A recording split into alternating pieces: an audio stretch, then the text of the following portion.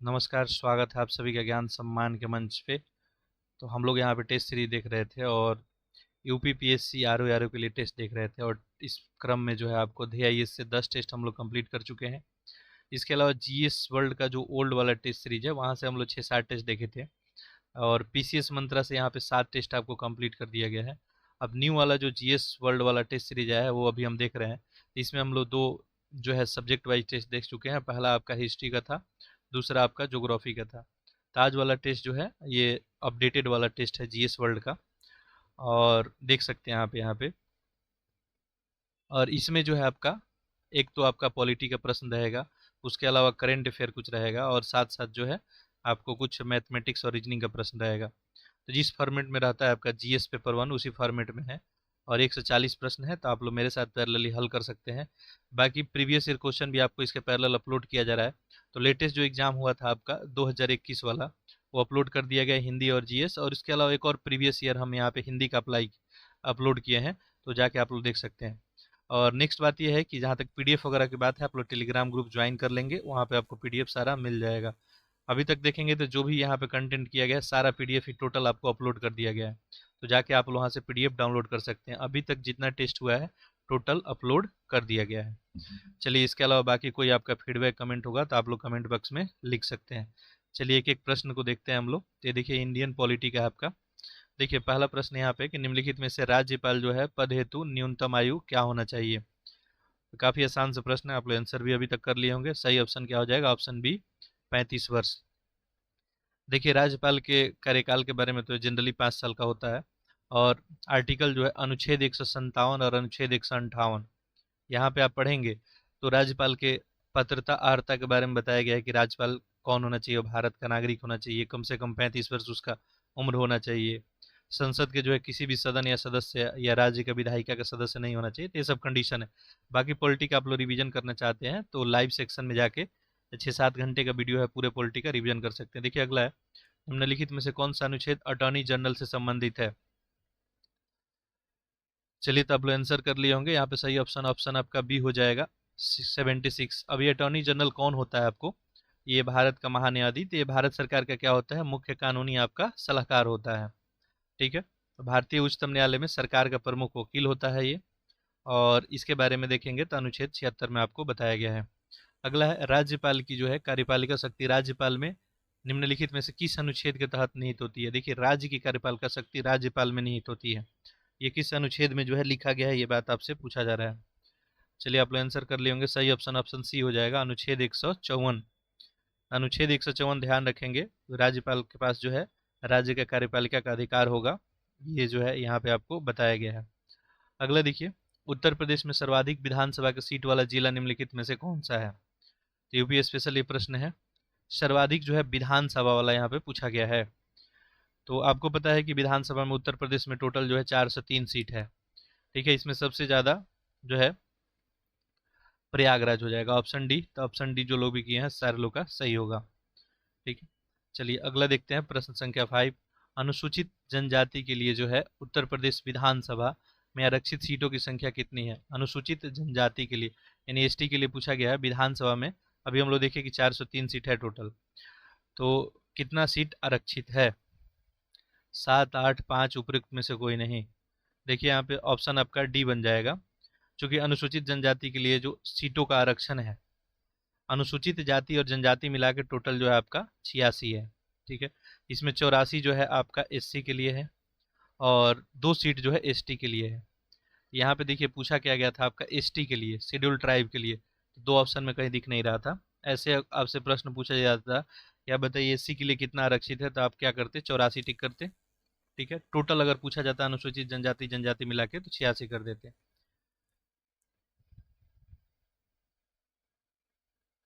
और अभी हाल फिलहाल अगर बात करेंगे तो ये जो एसटी के लिए सीट आरक्षित है आपका, ये शायद जो है आपका सोनभद्र जिले के लिए है। अगला देखते हैं, निम्नलिखित कथनों विचार कीजिए और बताइए कौन सा सही है। चलिए इसको थोड़ा जूम इन कर लेते हैं। तो यहाँ बताना है आपको, उत्तर प्रदेश में जिला पंचायत के सदस्यों का चुनाव प्रत्यक्ष रूप से मतदाताओं के द्वारा किया जाता है। जिला पंचायत का चुनाव। उत्तर प्रदेश में ग्राम प्रधान और ग्राम पंचायत के सदस्यों का चुनाव अप्रत्यक्ष रूप से ग्राम सभा के मतदाताओं के द्वारा किया जाता है। इसमें कौन सा सही है ये बताना है। देखिए आप लोग आंसर कर लिए होंगे। पहला स्टेटमेंट तो सही है, जिला पंचायत के सदस्यों का चुनाव प्रत्यक्ष रूप से मतदाताओं के द्वारा ही किया जाता है। ठीक है। वहीं पे दिया है कि ग्राम प्रधान और ग्राम पंचायत के सदस्यों का चुनाव अप्रत्यक्ष रूप से, तो ये भी आपको प्रत्यक्ष रूप से ही होता है, अप्रत्यक्ष रूप से नहीं होता है, तो ये स्टेटमेंट तो गलत हो जाएगा, ऑप्शन ए ही बनेगा। अगला देखते हैं, प्रश्न संख्या 7। देखिए पूछा गया है कि निम्नलिखित में से राज्य वित्त आयोग का गठन किस अनुच्छेद में, वित्त आयोग का गठन जो है किस अनुच्छेद के तहत किया गया है। तो देखिए 248 है, 43, 45, 242। ठीक। चलिए इसका सही उत्तर क्या हो जाएगा यहाँ पे आपका। वैसे तो देखेंगे तो आपको जो है वित्त आयोग के बारे में आर्टिकल 280 में देखने को मिलेगा। केंद्र के वित्त आयोग अगर आपसे पूछा जाता, तो केंद्र का वित्त आयोग, अगर प्रश्न ध्यान से देखेंगे, अगर केंद्र का वित्त आयोग पूछा जाता आपका आंसर क्या हो जाता, आर्टिकल 280। लेकिन यहाँ पे देखिए पूछा गया है कि राज्य वित्त आयोग। ठीक है, तो राज्य वित्त आयोग के बारे में जो है आपको 243 आई, ऑप्शन ये आपका बी हो जाएगा। याद रखेंगे राज्य वित्त आयोग के लिए 243 आई है। अगला प्रश्न है, उत्तर प्रदेश निगम अधिनियम वर्ष 1959 में अधिनियमित किया गया था। मेयर का निर्वाचन प्रत्यक्ष रूप से वयस्क जनता द्वारा किया जाता है। बताना है इसमें कौन सा कथन सही है। देखिए ये पहला स्टेटमेंट भी आपको यहाँ पे ठीक है।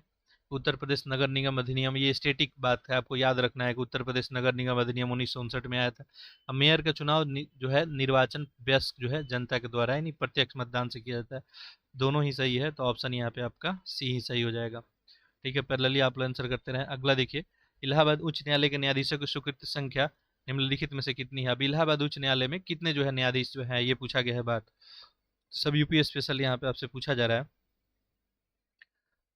ठीक है, देखिए अब ये जो है संख्या फिक्स होता नहीं है, ठीक है, चेंज होते रहता है। तो अभी हाल फिलहाल देखेंगे तो यहाँ पे 160 न्यायाधीश हैं अभी। ठीक है, चलिए अगला देखते हैं, निम्नलिखित में से उत्तर प्रदेश राज्य मानव अधिकार आयोग का गठन कब किया गया था। ये भी फैक्चुअल है, उत्तर प्रदेश राज्य मानव अधिकार आयोग का गठन ये कब किया गया था, ये पूछा गया है। चलिए इसका आंसर आप लोग कर लिए होंगे। तो ये जो है इसका गठन कब किया गया आपको, 7 अक्टूबर 2002 को। ठीक है, चलिए अगला देखते हैं, भारत में सार्वजनिक वित्त आयोग पर संसदीय नियंत्रण संबंध में निम्नलिखित कथनों पर विचार कीजिए। उपरोक्त कथन में से कौन सा कथन सही है, ये बताना है। बाकी स्टेटमेंट वैसे ही है, केवल एक, केवल दो, एक और दो दोनों, ना तो एक ना ही दो। ये ध्यान से प्रश्न देखेंगे कि भारत में सार्वजनिक वित्त आयोग पे संसदीय नियंत्रण के बारे में आपसे पूछा जा रहा है। ठीक है, देखिए विनियोग विधेयक पारित होने के बाद ही भारत की संचित निधि से धन की निकासी की जाती है।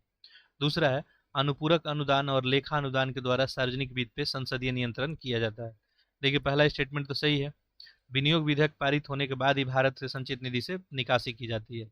दूसरा देखें तो अनुपूरक अनुदान और लेखा अनुदान के द्वारा सार्वजनिक वित्त पर संसदीय नियंत्रण किया जाता है। तो इस सार्वजनिक जो है वित्त पे संसदीय नियंत्रण कैसे स्थापित होता है, तो अनुपूरक अनुदान और लेखा अनुदान के द्वारा। तो इस तरह से दोनों स्टेटमेंट सही है, ऑप्शन सी जो भी किए हैं सारे लोग का सही होगा। चलिए अगला देखते हैं, प्रश्न संख्या 12।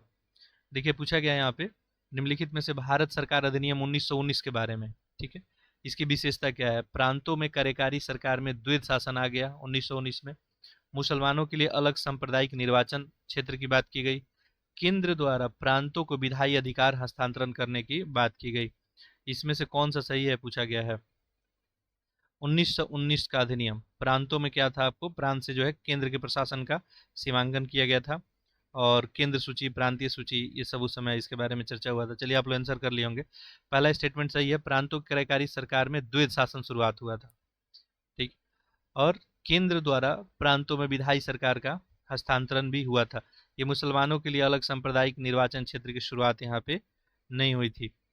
ठीक है, और मुसलमानों के लिए जो है शुरुआत की बात पूछी गई है, देखिए ध्यान से देखेंगे तो सांप्रदायिक निर्वाचन क्षेत्र में शुरुआत कब हुआ था, तो 1909 वाला अधिनियम में। ठीक है, तो ये दो सही हो जाएगा, ऑप्शन यहाँ पे सी आपका सही हो जाएगा। अगला प्रश्न देखें, अगला है कि भारतीय संविधान में केंद्र और राज्य के बीच शक्तियों का वितरण इसमें दी गई है किस अधिनियम पर आधारित है। ठीक है, आप लोग आंसर कर लिए होंगे। तो केंद्र और राज्य के बीच जो शक्तियों का वितरण है, बंटवारा है, किस पे आधारित है, तो भारत सरकार अधिनियम जो 1935 है। ठीक है, तो 1935 वाला जो नियम है उसी नियम पे जो है यहाँ पे ये आपको केंद्र और राज्य के बीच शक्तियों का बंटवारा का बात किया गया है। चलिए अगला देखते हैं, भारत की संसद में स्थगन प्रस्ताव का निम्नलिखित में से क्या उद्देश्य होता है। स्थगन प्रस्ताव का उद्देश्य पूछा गया है। ठीक है, देखिए, अत्यावश्यक सार्वजनिक महत्व के किसी निश्चित मामले पर चर्चा की अनुमति देना, ताकि विपक्षी सदस्य मंत्रियों से जानकारी एकत्र कर सके, अनुदान की मांग में विशिष्ट राशि का कमी की अनुमति। देखिए, पहला आंसर सही हो जाएगा। स्थगन प्रस्ताव, जब कोई आवश्यक जो है सार्वजनिक महत्व का कोई बात आता है तो किसी निश्चित मामले पर चर्चा की अनुमति ली जाती है, तो यही हो जाएगा आपका, ऑप्शन ए ही बनेगा। चलिए आगे देखते हैं प्रश्न संख्या 15। भारत के संविधान में निहित राज्य के नीति निर्देशक तत्व सिद्धांतों के तहत निम्नलिखित प्रावधानों पर विचार कीजिए। और ये विचार करके आपको बताना है कि कौन सा गांधीवादी सिद्धांत है। इसमें नीति निर्देशक में गांधीवादी विचारधारा को कौन सपोर्ट कर रहा है, उसी के बारे में आपको बताना है। बाकी ऑप्शन तो यहाँ पर आप सभी को दिख ही रहा है। ठीक है, चलिए देखते हैं। देखिए, तो गांधीवादी जो विचारधारा है उसका झलक नीति निर्देशक तत्व में कहाँ देखने को, भारत में नागरिकों के लिए एक समान नागरिकता संहिता सुनिश्चित करना। पहला स्टेटमेंट यह है कि भारत के नागरिकों के लिए एक समान नागरिकता। दूसरा है ग्राम पंचायतों को संगठित करना, ग्रामीण क्षेत्रों में कुटीर उद्योग को बढ़ावा देना, सभी श्रमिकों के लिए उचित, आवश्यक और सार्वजनिक अवसर का सुरक्षा सुनिश्चित करना। चलिए, तो आप लोग आंसर कर लिए होंगे। देखिए, सही आंसर इसका क्या बन जाएगा यहाँ पे, ऑप्शन बी 2 और 3 हो जाएगा। देखिए, ग्राम पंचायतों के लिए गांधी जी बात किए थे कि ग्राम पंचायत को संगठित करने की, ग्रामीण क्षेत्रों में कुटीर उद्योग को बढ़ावा देने के लिए, ये एक समान संहिता वाला इनके द्वारा जो है, इनका विचार ये नहीं है। तो 2-3 यहाँ पे सही हो जाएगा आपका। चलिए अगला देखते हैं, प्रश्न संख्या 16। पूछा गया कि लोकसभा अध्यक्ष के पद से संबंधित बताइए, उपरोक्त में से कौन सा कथन सही है। वह राष्ट्रपति के प्रसाद पर्यंत पद धारण करता है। लोकसभा का अध्यक्ष, उसे अपने चुनाव के समय सदन का सदस्य होने की आवश्यकता नहीं होती है, लेकिन चुनाव की तारीख से 6 महीने के भीतर सदन का सदस्य बनना अनिवार्य होता है। वह अगर इस्तीफा देना चाहता है तो उसके इस्तीफे का पत्र लोकसभा उपाध्यक्ष को संबोधित होगा। इसमें आपको सही कथन ढूंढना है। पहला है कि राष्ट्रपति के प्रसाद पर्यंत पद धारण करता है। आप लोग आंसर कर लिए होंगे तो गलत हो जाएगा। ये तो लोकसभा के जितने मेंबर होते हैं वही मिलकर चुनते हैं। फिर लिखा है कि उसे अपने चुनाव के समय सदन का सदस्य होने की आवश्यकता नहीं होती है। बिल्कुल होती है, और राज्यसभा का जो अध्यक्ष होता है उसके लिए जरूरत नहीं है, लेकिन लोकसभा का अध्यक्ष उन्हीं के बीच का होता है। तो ऐसे में ये स्टेटमेंट भी गलत हो गया। अगर इस्तीफा देना चाहता है तो लोकसभा उपाध्यक्ष को दे सकता है, सही हो जाएगा। ऐसे में ऑप्शन केवल यहाँ पे आपका बी बन जाएगा। अगला देखिए, अगला प्रश्न है आपका, भारत एक गणतंत्र है, इसका आखिर मीनिंग क्या है। तो देखिए, सभी मामले में अंतिम अधिकार जनता का है। भारत में संसदीय शासन प्रणाली है। भारत में कोई वंशानुगत शासन नहीं है। भारत राज्यों का एक संघ है। तो आंसर सही कर लिए होंगे, ऑप्शन सी हो जाएगा। कोई वंशानुगत शासन नहीं है यहाँ पे। ठीक है, यानी जो आप गणतंत्र में देखेंगे तो ऐसा वंशानुगत नहीं है। अभी देखिए, पिछले राष्ट्रपति रामनाथ कोविंद थे, ठीक है, अभी फिर चेंज हो गया। ये जो गणतंत्र का झलक मिलता है। संविधान सभा में डॉक्टर भीमराव अंबेडकर का सफल निर्वाचन कहाँ से हुआ था। ठीक है, नई दिल्ली, बंगाल, मुंबई या उपरोक्त में से कोई नहीं। संविधान सभा में इनको चुना गया था, तो ये पहली बार जो है आपको कहाँ से थे, बंगाल से ही चुने गए थे। ठीक है, बंगाल से चुने गए थे, लेकिन देश का विभाजन के बाद एम आर जयकर के स्थान पे बम्बे से चुने गए थे। तो यहाँ पे ध्यान से, सफल निर्वाचन जो हुआ था ये इनका बंगाल से ही हुआ था। ठीक है, ऐसे विभाजन के बाद जो है आपको पता है कि वो प्रदेश जो है पाकिस्तान में चला गया, तो फिर यहाँ पे जो है आपको बॉम्बे से इनको चुना गया था। ठीक है, और उसके बाद ही संविधान सभा में इनको चुन लिया गया था। अगला देखिए, परिसीमन आयोग के संदर्भ में विचार करना है और बताना है ये कौन सा इसमें सही है। ठीक है, देखिए ऑप्शन वैसे ही है, केवल एक दो, एक और दो दोनों। परिसीमन आयोग देश का या किसी राज्य के क्षेत्रीय निर्वाचन क्षेत्रों की सीमा या सीमाओं का निर्धारण करने की शक्ति सौंपा गया है परिसीमन आयोग को, कि किसी भी राज्य हो गया, देश हो गया, उसका सीमा का निर्धारण करना। दूसरा, निर्वाचन क्षेत्र का वर्तमान परिसीमन 2001 के जनगणना के परिसीमन अधिनियम 2002 के प्रावधानों के तहत किया गया है। ठीक है, तो देखिए ये दोनों स्टेटमेंट ही क्या है आपको सही है। पहला तो बिल्कुल सही है, परिसीमन आयोग ही देश या किसी राज्य के क्षेत्रीय निर्वाचन के लिए सीमा या सीमा का निर्धारण करता है। अब वर्तमान में देखेंगे तो परिसीमन जो है 2001 के जनगणना के परिसीमन अधिनियम 2002 के तहत ही, उसके बाद कोई जो है चेंजेज नहीं किया गया है, तो वही अभी चल रहा है। तो दोनों सही हो जाएगा। ऑप्शन आपका क्या बन जाएगा, सी बन जाएगा। ठीक है, ऐसे परिसीमन और लेटेस्ट जो है आपका ये 2002 वाला ही है। इससे पहले देखेंगे, सबसे पहले 1952 में परिसीमन आयोग आपका, इसके बाद जो है 1963 में, ठीक है, फिर 1973 में, और ये फिर 2002 में। अब देखिए फिर नया संसद भवन आपका बन गया, और जनसंख्या भी काफ़ी बढ़ा है भारत का, तो हो सकता है फिर से ये आपको नया जो है परिसीमन अधिनियम देखने को मिले। अगला प्रश्न देखते हैं, प्रश्न संख्या 20। विषय है एक तरफ, अनुच्छेद है, यानी कौन सा विषय किस अनुच्छेद में लिखा गया, फैक्चुअल सा प्रश्न है। ठीक है, देखिए तो यहाँ पे देखिए केंद्रीय वित्त आयोग है, लोक लेखा समिति है, नियंत्रक महालेखा परीक्षक है, और आपका राष्ट्रीय अनुसूचित जाति आयोग है। केंद्रीय वित्त आयोग 280 में, अभी हम लोग थोड़ी देर पहले देखे थे, वित्त आयोग तो 280 में ही है। ठीक है, सही हो गया। लोक लेखा समिति 266 2 में ही है आपका। ठीक है, नियंत्रक और महालेखा परीक्षक ये 338 में, राष्ट्रीय अनुसूचित जाति आयोग 148 में। तो इस तरह से यहाँ पे ऑप्शन क्या बन जाएगा, 1 2 3 4। यहाँ पे लगता है ये नियंत्रक महालेखा परीक्षक जो है ये 148 में है। ठीक है, ये गड़बड़ कुछ मैं यहाँ पे बता दिया, आप करेक्ट कर लेंगे। नियंत्रक महालेखा परीक्षा 148 में है, और अनुसूचित जाति के लिए 338 में है। तो यहाँ पे चेंज कर लेंगे, यहाँ पे 4 3। ठीक है, ऐसे 1 2 3 4 तो ऑप्शन में था, ऑप्शन डी में, लेकिन गलत, ऑप्शन सी कर लेंगे, 1 2 4 3। ठीक है, ठीक है, ध्यान देंगे। केंद्रीय वित्त आयोग के बारे में आर्टिकल 280, लोक लेखा समिति के बारे में आपका आर्टिकल 266 2, नियंत्रक महालेखा के बारे में 148, और राष्ट्रीय अनुसूचित जाति के बारे में 338 में। अगला प्रश्न देखते हैं, निम्नलिखित में से कौन सा भारतीय संविधान में निर्धारित नागरिकों के मौलिक कर्तव्य में से है। मौलिक कर्तव्य कौन सा है इसमें, ये बताना है। आपको पता है मौलिक कर्तव्य इनिशियल में था नहीं, बाद में ऐड किया गया था भाग 4A में, और अनुच्छेद आपका 51A में 11 मौलिक कर्तव्य है। इसी में से कौन सा है आपको पूछा गया है। आसान सा प्रश्न, देखिए, हमारी समग्र संस्कृति की समृद्धि विरासत को संरक्षित करना है, कमजोर वर्गों को सामाजिक अन्याय से बचाना है, वैज्ञानिक स्वभाव और जांच की भावना विकसित करना है, व्यक्तिगत और सामूहिक गतिविधि के लिए सभी क्षेत्रों में उत्कृष्टता की दिशा का प्रयास करना है। ये ऑप्शन यहाँ पे दिख रहा है।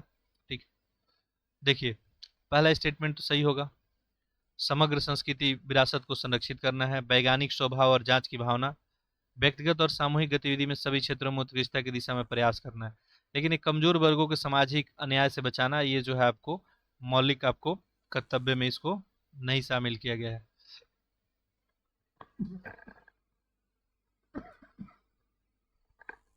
ठीक है, तो यहाँ पे आपका आंसर आप लोग कर लिए होंगे 1 3 4, और 1 3 4 आपका ऑप्शन सी में है। अगला प्रश्न देखते हैं, प्रश्न संख्या 22। देखिए इसमें पूछ रहा है कौन सा युग्म सही सुमेलित इसमें नहीं है। तो आपको पता है कि संविधान में हमारा अनुसूची है, तो इसी से रिलेटेड ये बात पूछा गया। संविधान में इनिशियल में 8 अनुसूची था, बाद में 12 अनुसूची हो गया आपका।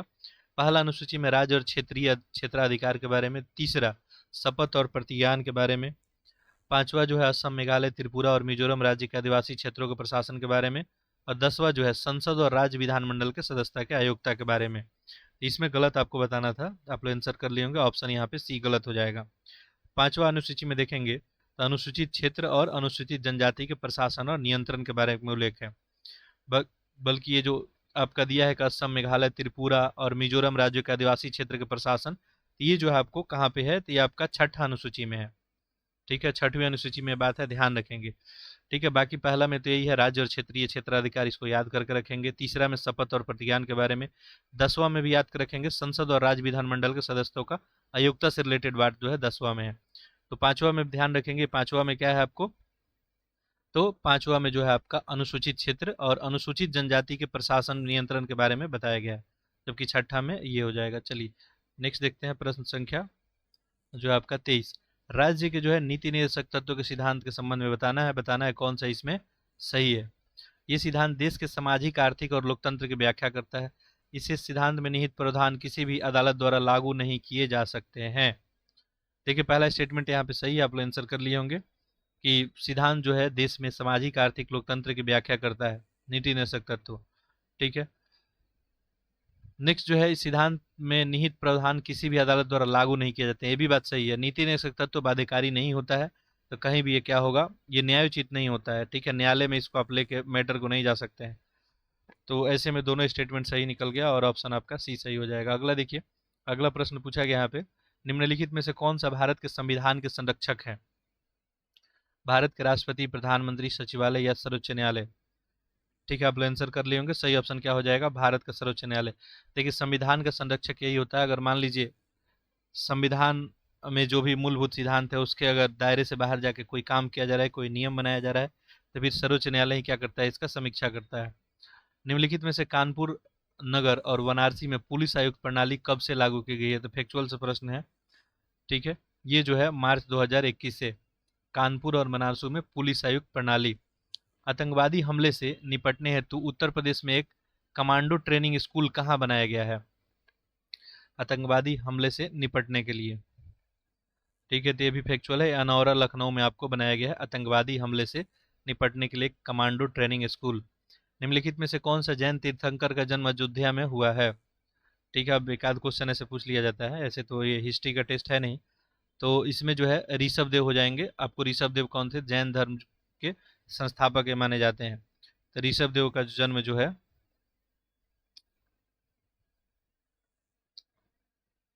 ठीक है, यहाँ पे देखिए नेमिनाथ महावीर सम्मान ऋषभ देव ही होंगे। ठीक है, सही है।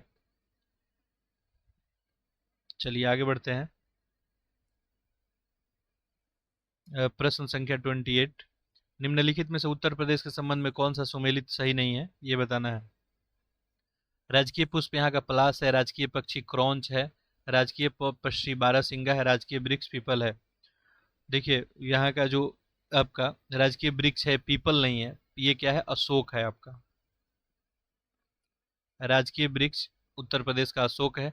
राजकीय पशु बारहसिंगा ही है, राजकीय पक्षी क्रॉन्च और राजकीय पुष्प जो है पलाश है। ठीक है, राज्य की मछली कौन है? तो चीतल है या मोह है, इसको ध्यान में रखेंगे। ठीक है, और राज्य का पुष्प यहाँ पे दिया ही है। राजकीय चिन्ह पूछा जाए तो मछली और तीर कमान है। ठीक है, राजकीय चिन्ह है मछली और तीर कमान। अगला देखते हैं, प्रश्न संख्या 29। निम्नलिखित में से कौन सा सही सुमेलित नहीं है, ये बताना है। देखिए, यूपी स्पेशल है ये। उत्तर प्रदेश की सीमा को स्पर्श करने वाला एकमात्र देश नेपाल है। उत्तर प्रदेश से लगा सबसे छोटा सीमा वाला राज्य हिमाचल। मध्य प्रदेश राज्य से तीन तरफ से घिरा हुआ जिला ललितपुर। उत्तर प्रदेश से लगा सबसे लंबा सीमा वाला राज्य झारखंड। ठीक है, देखिए पहला तो यहाँ पे सही है। अब मैप वगैरह जाके आप लोग देख सकते हैं। देखिए, उत्तर प्रदेश मात्र एक देश नेपाल से सीमा शेयर करता है। उत्तर प्रदेश से लगा सबसे छोटा राज्य हिमाचल ही है। और मध्य प्रदेश राज्य जो है तीन तरफ से घिरा हुआ जिला ललितपुर है। उत्तर प्रदेश से लगा सबसे लंबा सीमा रेखा वाला राज्य झारखंड नहीं है, जबकि क्या है आपका? मध्य प्रदेश है। तो ये गलत हो जाएगा, गलत ही आपको ढूंढना था। तो ऑप्शन डी आपका क्या हो जाएगा? करेक्ट आंसर हो जाएगा। ठीक है, तो सबसे ज्यादा मध्य प्रदेश से और सबसे कम सीमा कहाँ से लगाता है? हिमाचल प्रदेश से। अगला प्रश्न देखें। अगला पूछा गया, निम्नलिखित में से उत्तर प्रदेश राज्य की कुल जनसंख्या में अनुसूचित जनजाति का प्रतिशत बताना है। यानी एसटी का प्रतिशत कितना होगा कुल जनसंख्या का? ठीक, तो जो 2011 का रिपोर्ट अपने पास है उसके हिसाब से जो है अनुसूचित जनजाति का जो है संख्या उत्तर प्रदेश में 0.6%। याद रखेंगे। वैसे तो 2011 की जनसंख्या आपको क्या बताता है कि उत्तर प्रदेश का जनसंख्या लगभग कितना है? ठीक है, तो जनजातियों की संख्या बताता है आपको 11। ठीक है, 11,00,000 जो है 34,273 के करीब में, और ये प्रतिशत आप निकालेंगे तो लगभग 0.6 ही आएगा। अगला देखते हैं।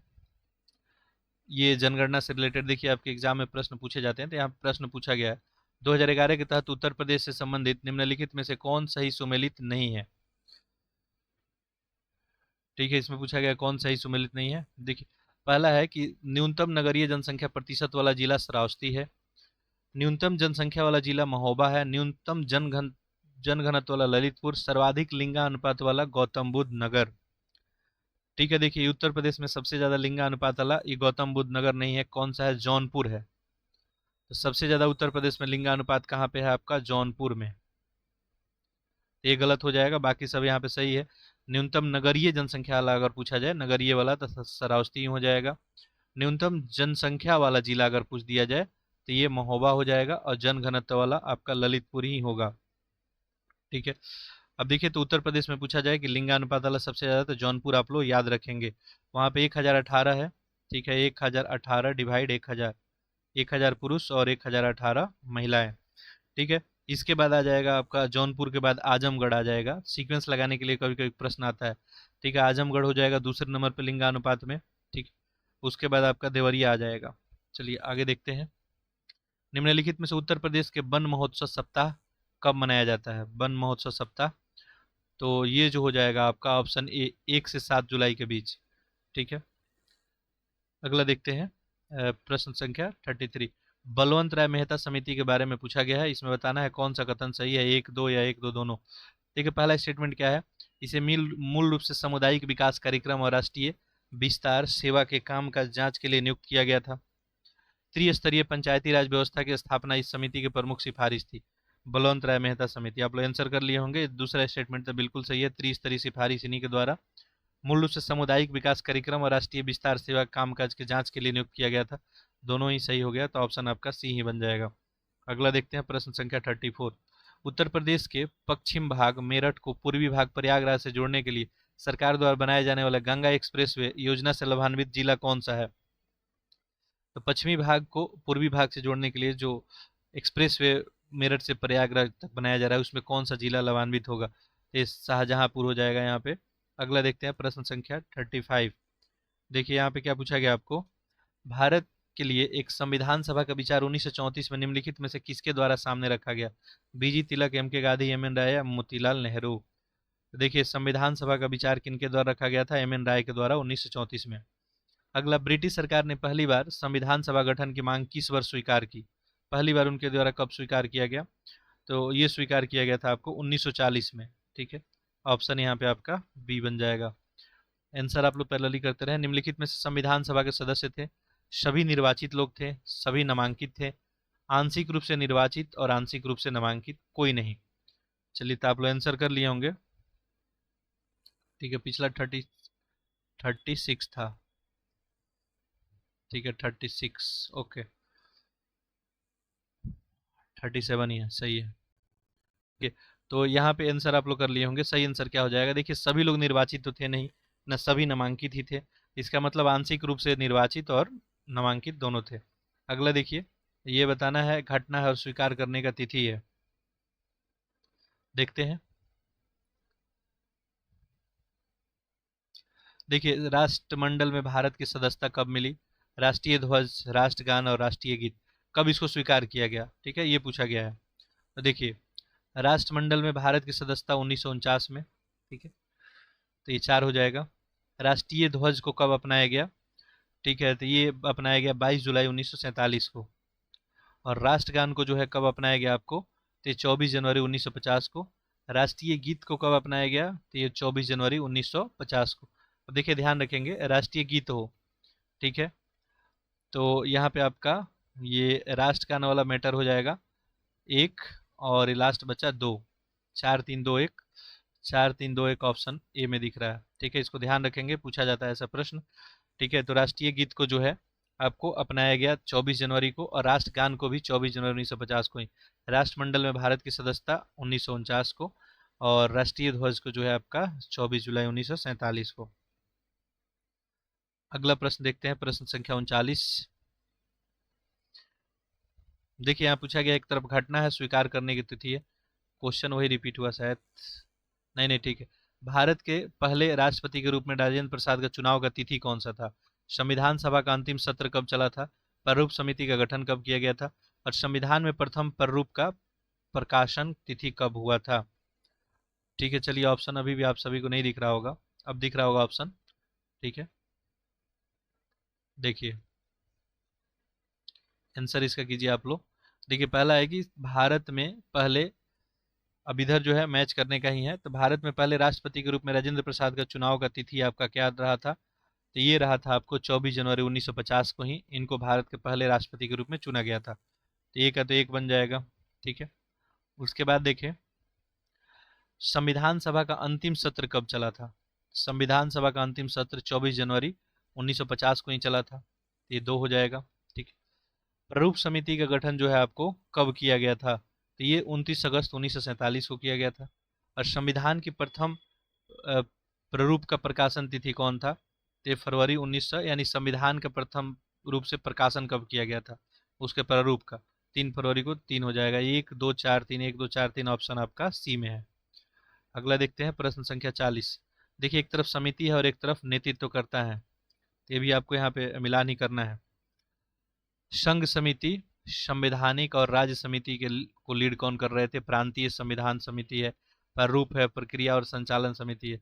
देखिए यहाँ पे ध्यान देंगे अगर, तो संघ शक्ति संवैधानिक और राज्य समिति को लीड कौन कर रहे थे, तो ये जवाहरलाल नेहरू। तो ये तो 4 हो जाएगा। प्रांतीय संविधान सभा की बात करें अगर, तो ये जो है आपको सरदार पटेल। प्रारूप समिति आपको बताइए भीमराव अम्बेडकर, और प्रक्रिया और संचालन समिति यहाँ पे आपको राजेंद्र प्रसाद हो जाएंगे। तो यहाँ पे ऑप्शन क्या बन जाएगा, 4 3 2 1, ऑप्शन सी। अगला प्रश्न है आपका, देखिए ये कथन किसने कहा था कि संविधान सभा अनिवार्य रूप से एक दलीय देश में एक दलीय निकाय थी। ठीक है, एक दलीय देश में एक दलीय निकाय थी, ये किसका कहना था कि संविधान सभा जो है अनिवार्य रूप से एक दलीय देश में एक दलीय निकाय थी, ये कहना था आपको गैनविले ऑस्टिन का। ठीक है, तो ये स्टेटमेंट वाला भी एक आध बार कभी कभी प्रश्न आपका बनाया जाता है। प्रश्न संख्या ये कितना था आपको, 41, तो 42 होगा यहाँ पे। ठीक है, देखिए 42 पूछा गया आपसे कि भारतीय संविधान की प्रस्तावना किस देश से ली गई है, तो ये तो अमेरिका के संविधान से प्रस्तावना लिया गया है, तो ये तो सही हो जाएगा यही। ठीक है, अगला देखिए 42वां संविधान संशोधन अधिनियम 1976 के द्वारा प्रस्तावना में निम्नलिखित में से कौन सा शब्द नहीं जोड़ा गया था। ठीक है, तो प्रस्तावना में एक बार संशोधन किया गया, अभी तक कौन सा शब्द नहीं जोड़ा गया था, समाजवादी, धर्मनिरपेक्ष, अखंडता, प्रभुत्व संपन्न। देखिए 42वां संविधान में समाजवादी, पंथ निरपेक्ष और अखंडता जोड़ा गया था, तो यहाँ पे धर्मनिरपेक्ष वैसे दिया हुआ है, तो ये पंथ निरपेक्ष ही है, तो ये तीनों जोड़ा होगा। प्रभुत्व संपन्न नहीं जोड़ा गया था, तो यहाँ पे ऑप्शन डी बन जाएगा। ठीक है, ऐसे पहले जो है आपका ये धर्मनिरपेक्ष ही था, इसको पंथ निरपेक्ष बाद में कर दिया गया। निम्नलिखित में से प्रस्तावना में कितने प्रकार की समानता का उल्लेख किया गया है, कितने प्रकार की समानता की बात की गई है।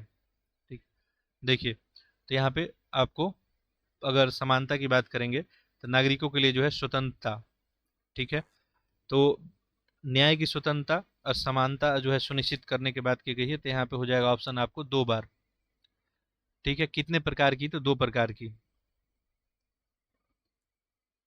और इसमें अगर बात करेंगे तो किस किस प्रकार की है, तो सभी लोगों को प्रतिष्ठा और अवसर की समानता की बात की गई है। तो एक तो सभी लोगों को प्रतिष्ठा की समानता और अवसर की समानता की बात की गई है। लोकतांत्रिक शब्द का प्रयोग प्रस्तावना में किया गया, निम्नलिखित में से लोकतांत्रिक का व्यापक समझ का अर्थ क्या है।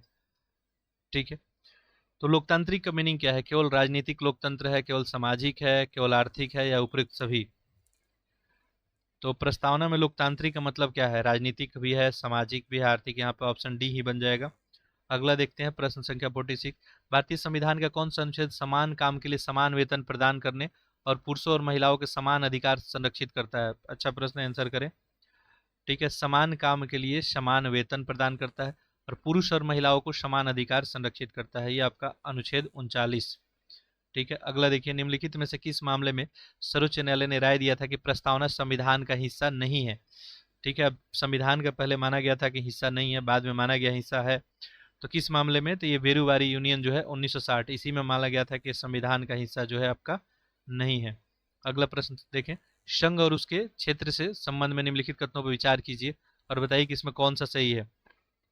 इसका उल्लेख संविधान के भाग 1 में है, संघ और उसके क्षेत्र के बारे में। भारतीय संविधान के अनुच्छेद 1 से 5 तक संघ और उसके राज्य क्षेत्र को समर्पित है। तो आसान सा प्रश्न था, आप लोग आंसर कर लिए होंगे। देखिए इसमें सही आपको ढूंढना था, तो पहला तो सही है बिल्कुल, संविधान के भाग 1 में ही संघ और उसके राज्य क्षेत्र के बारे में। जहाँ का अनुच्छेद की बात है तो अनुच्छेद 104 तक, 1 से 4 तक उल्लेख है, 1 से 5 नहीं है, तो केवल एक ही यहाँ पे आपका सही होगा। ठीक है, अनुच्छेद 1 में पढ़ेंगे तो आपको लिखा है कि इंडिया या भारत राज्यों का क्या होगा, संघ होगा। ठीक है, चलिए आगे देखते हैं प्रश्न संख्या 49। यहाँ पूछा गया कि भारतीय संविधान के अनुच्छेद 1 में किसका उल्लेख नहीं है। ठीक है, अनुच्छेद राज्य क्षेत्र के बारे में, केंद्र शासित प्रदेश वह क्षेत्र जो भारत द्वारा किसी भी समय अधिकृत किए जा सके, नए राज्य का प्रवेश या स्थापना। देखिए तो ये जो है आपका राज्य क्षेत्र के बारे में लिखा गया है, केंद्र शासित प्रदेश भी है जो भारत जिसको अपना लेगा, अग्री कर लेगा, नए राज्यों का प्रवेश और स्थापना का यहाँ पे बात नहीं किया गया, तो ऑप्शन डी बन जाएगा।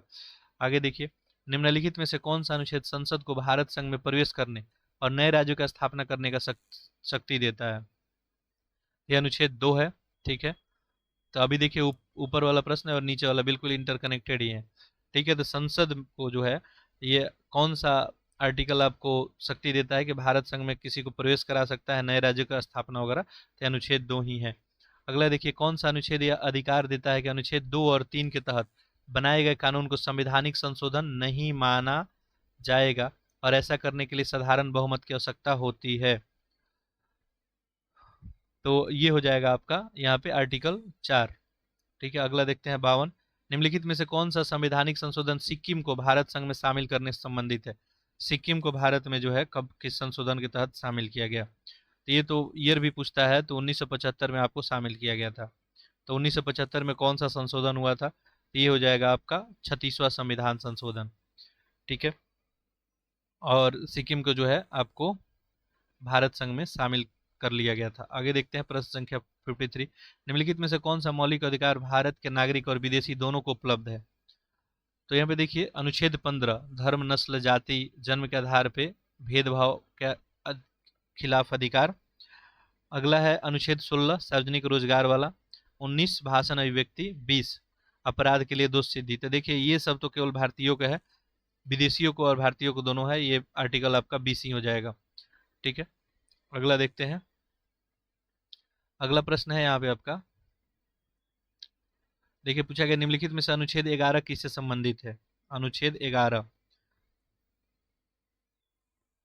देखिए, तो यहाँ पे है पाकिस्तान से आए भारतीय के लिए कुछ व्यक्ति को नागरिकता देने के बाद, पाकिस्तान से कुछ प्रवासियों को नागरिकता का अधिकार, स्वेच्छा से किसी विदेशी राज्य की नागरिकता प्राप्त करने का अधिकार, संसद कानून द्वारा नागरिकता का अधिकार को विनियमित करेगा। तो यहाँ पे आर्टिकल 11 जो है आपको सही हो जाएगा, ऑप्शन यहाँ पे डी।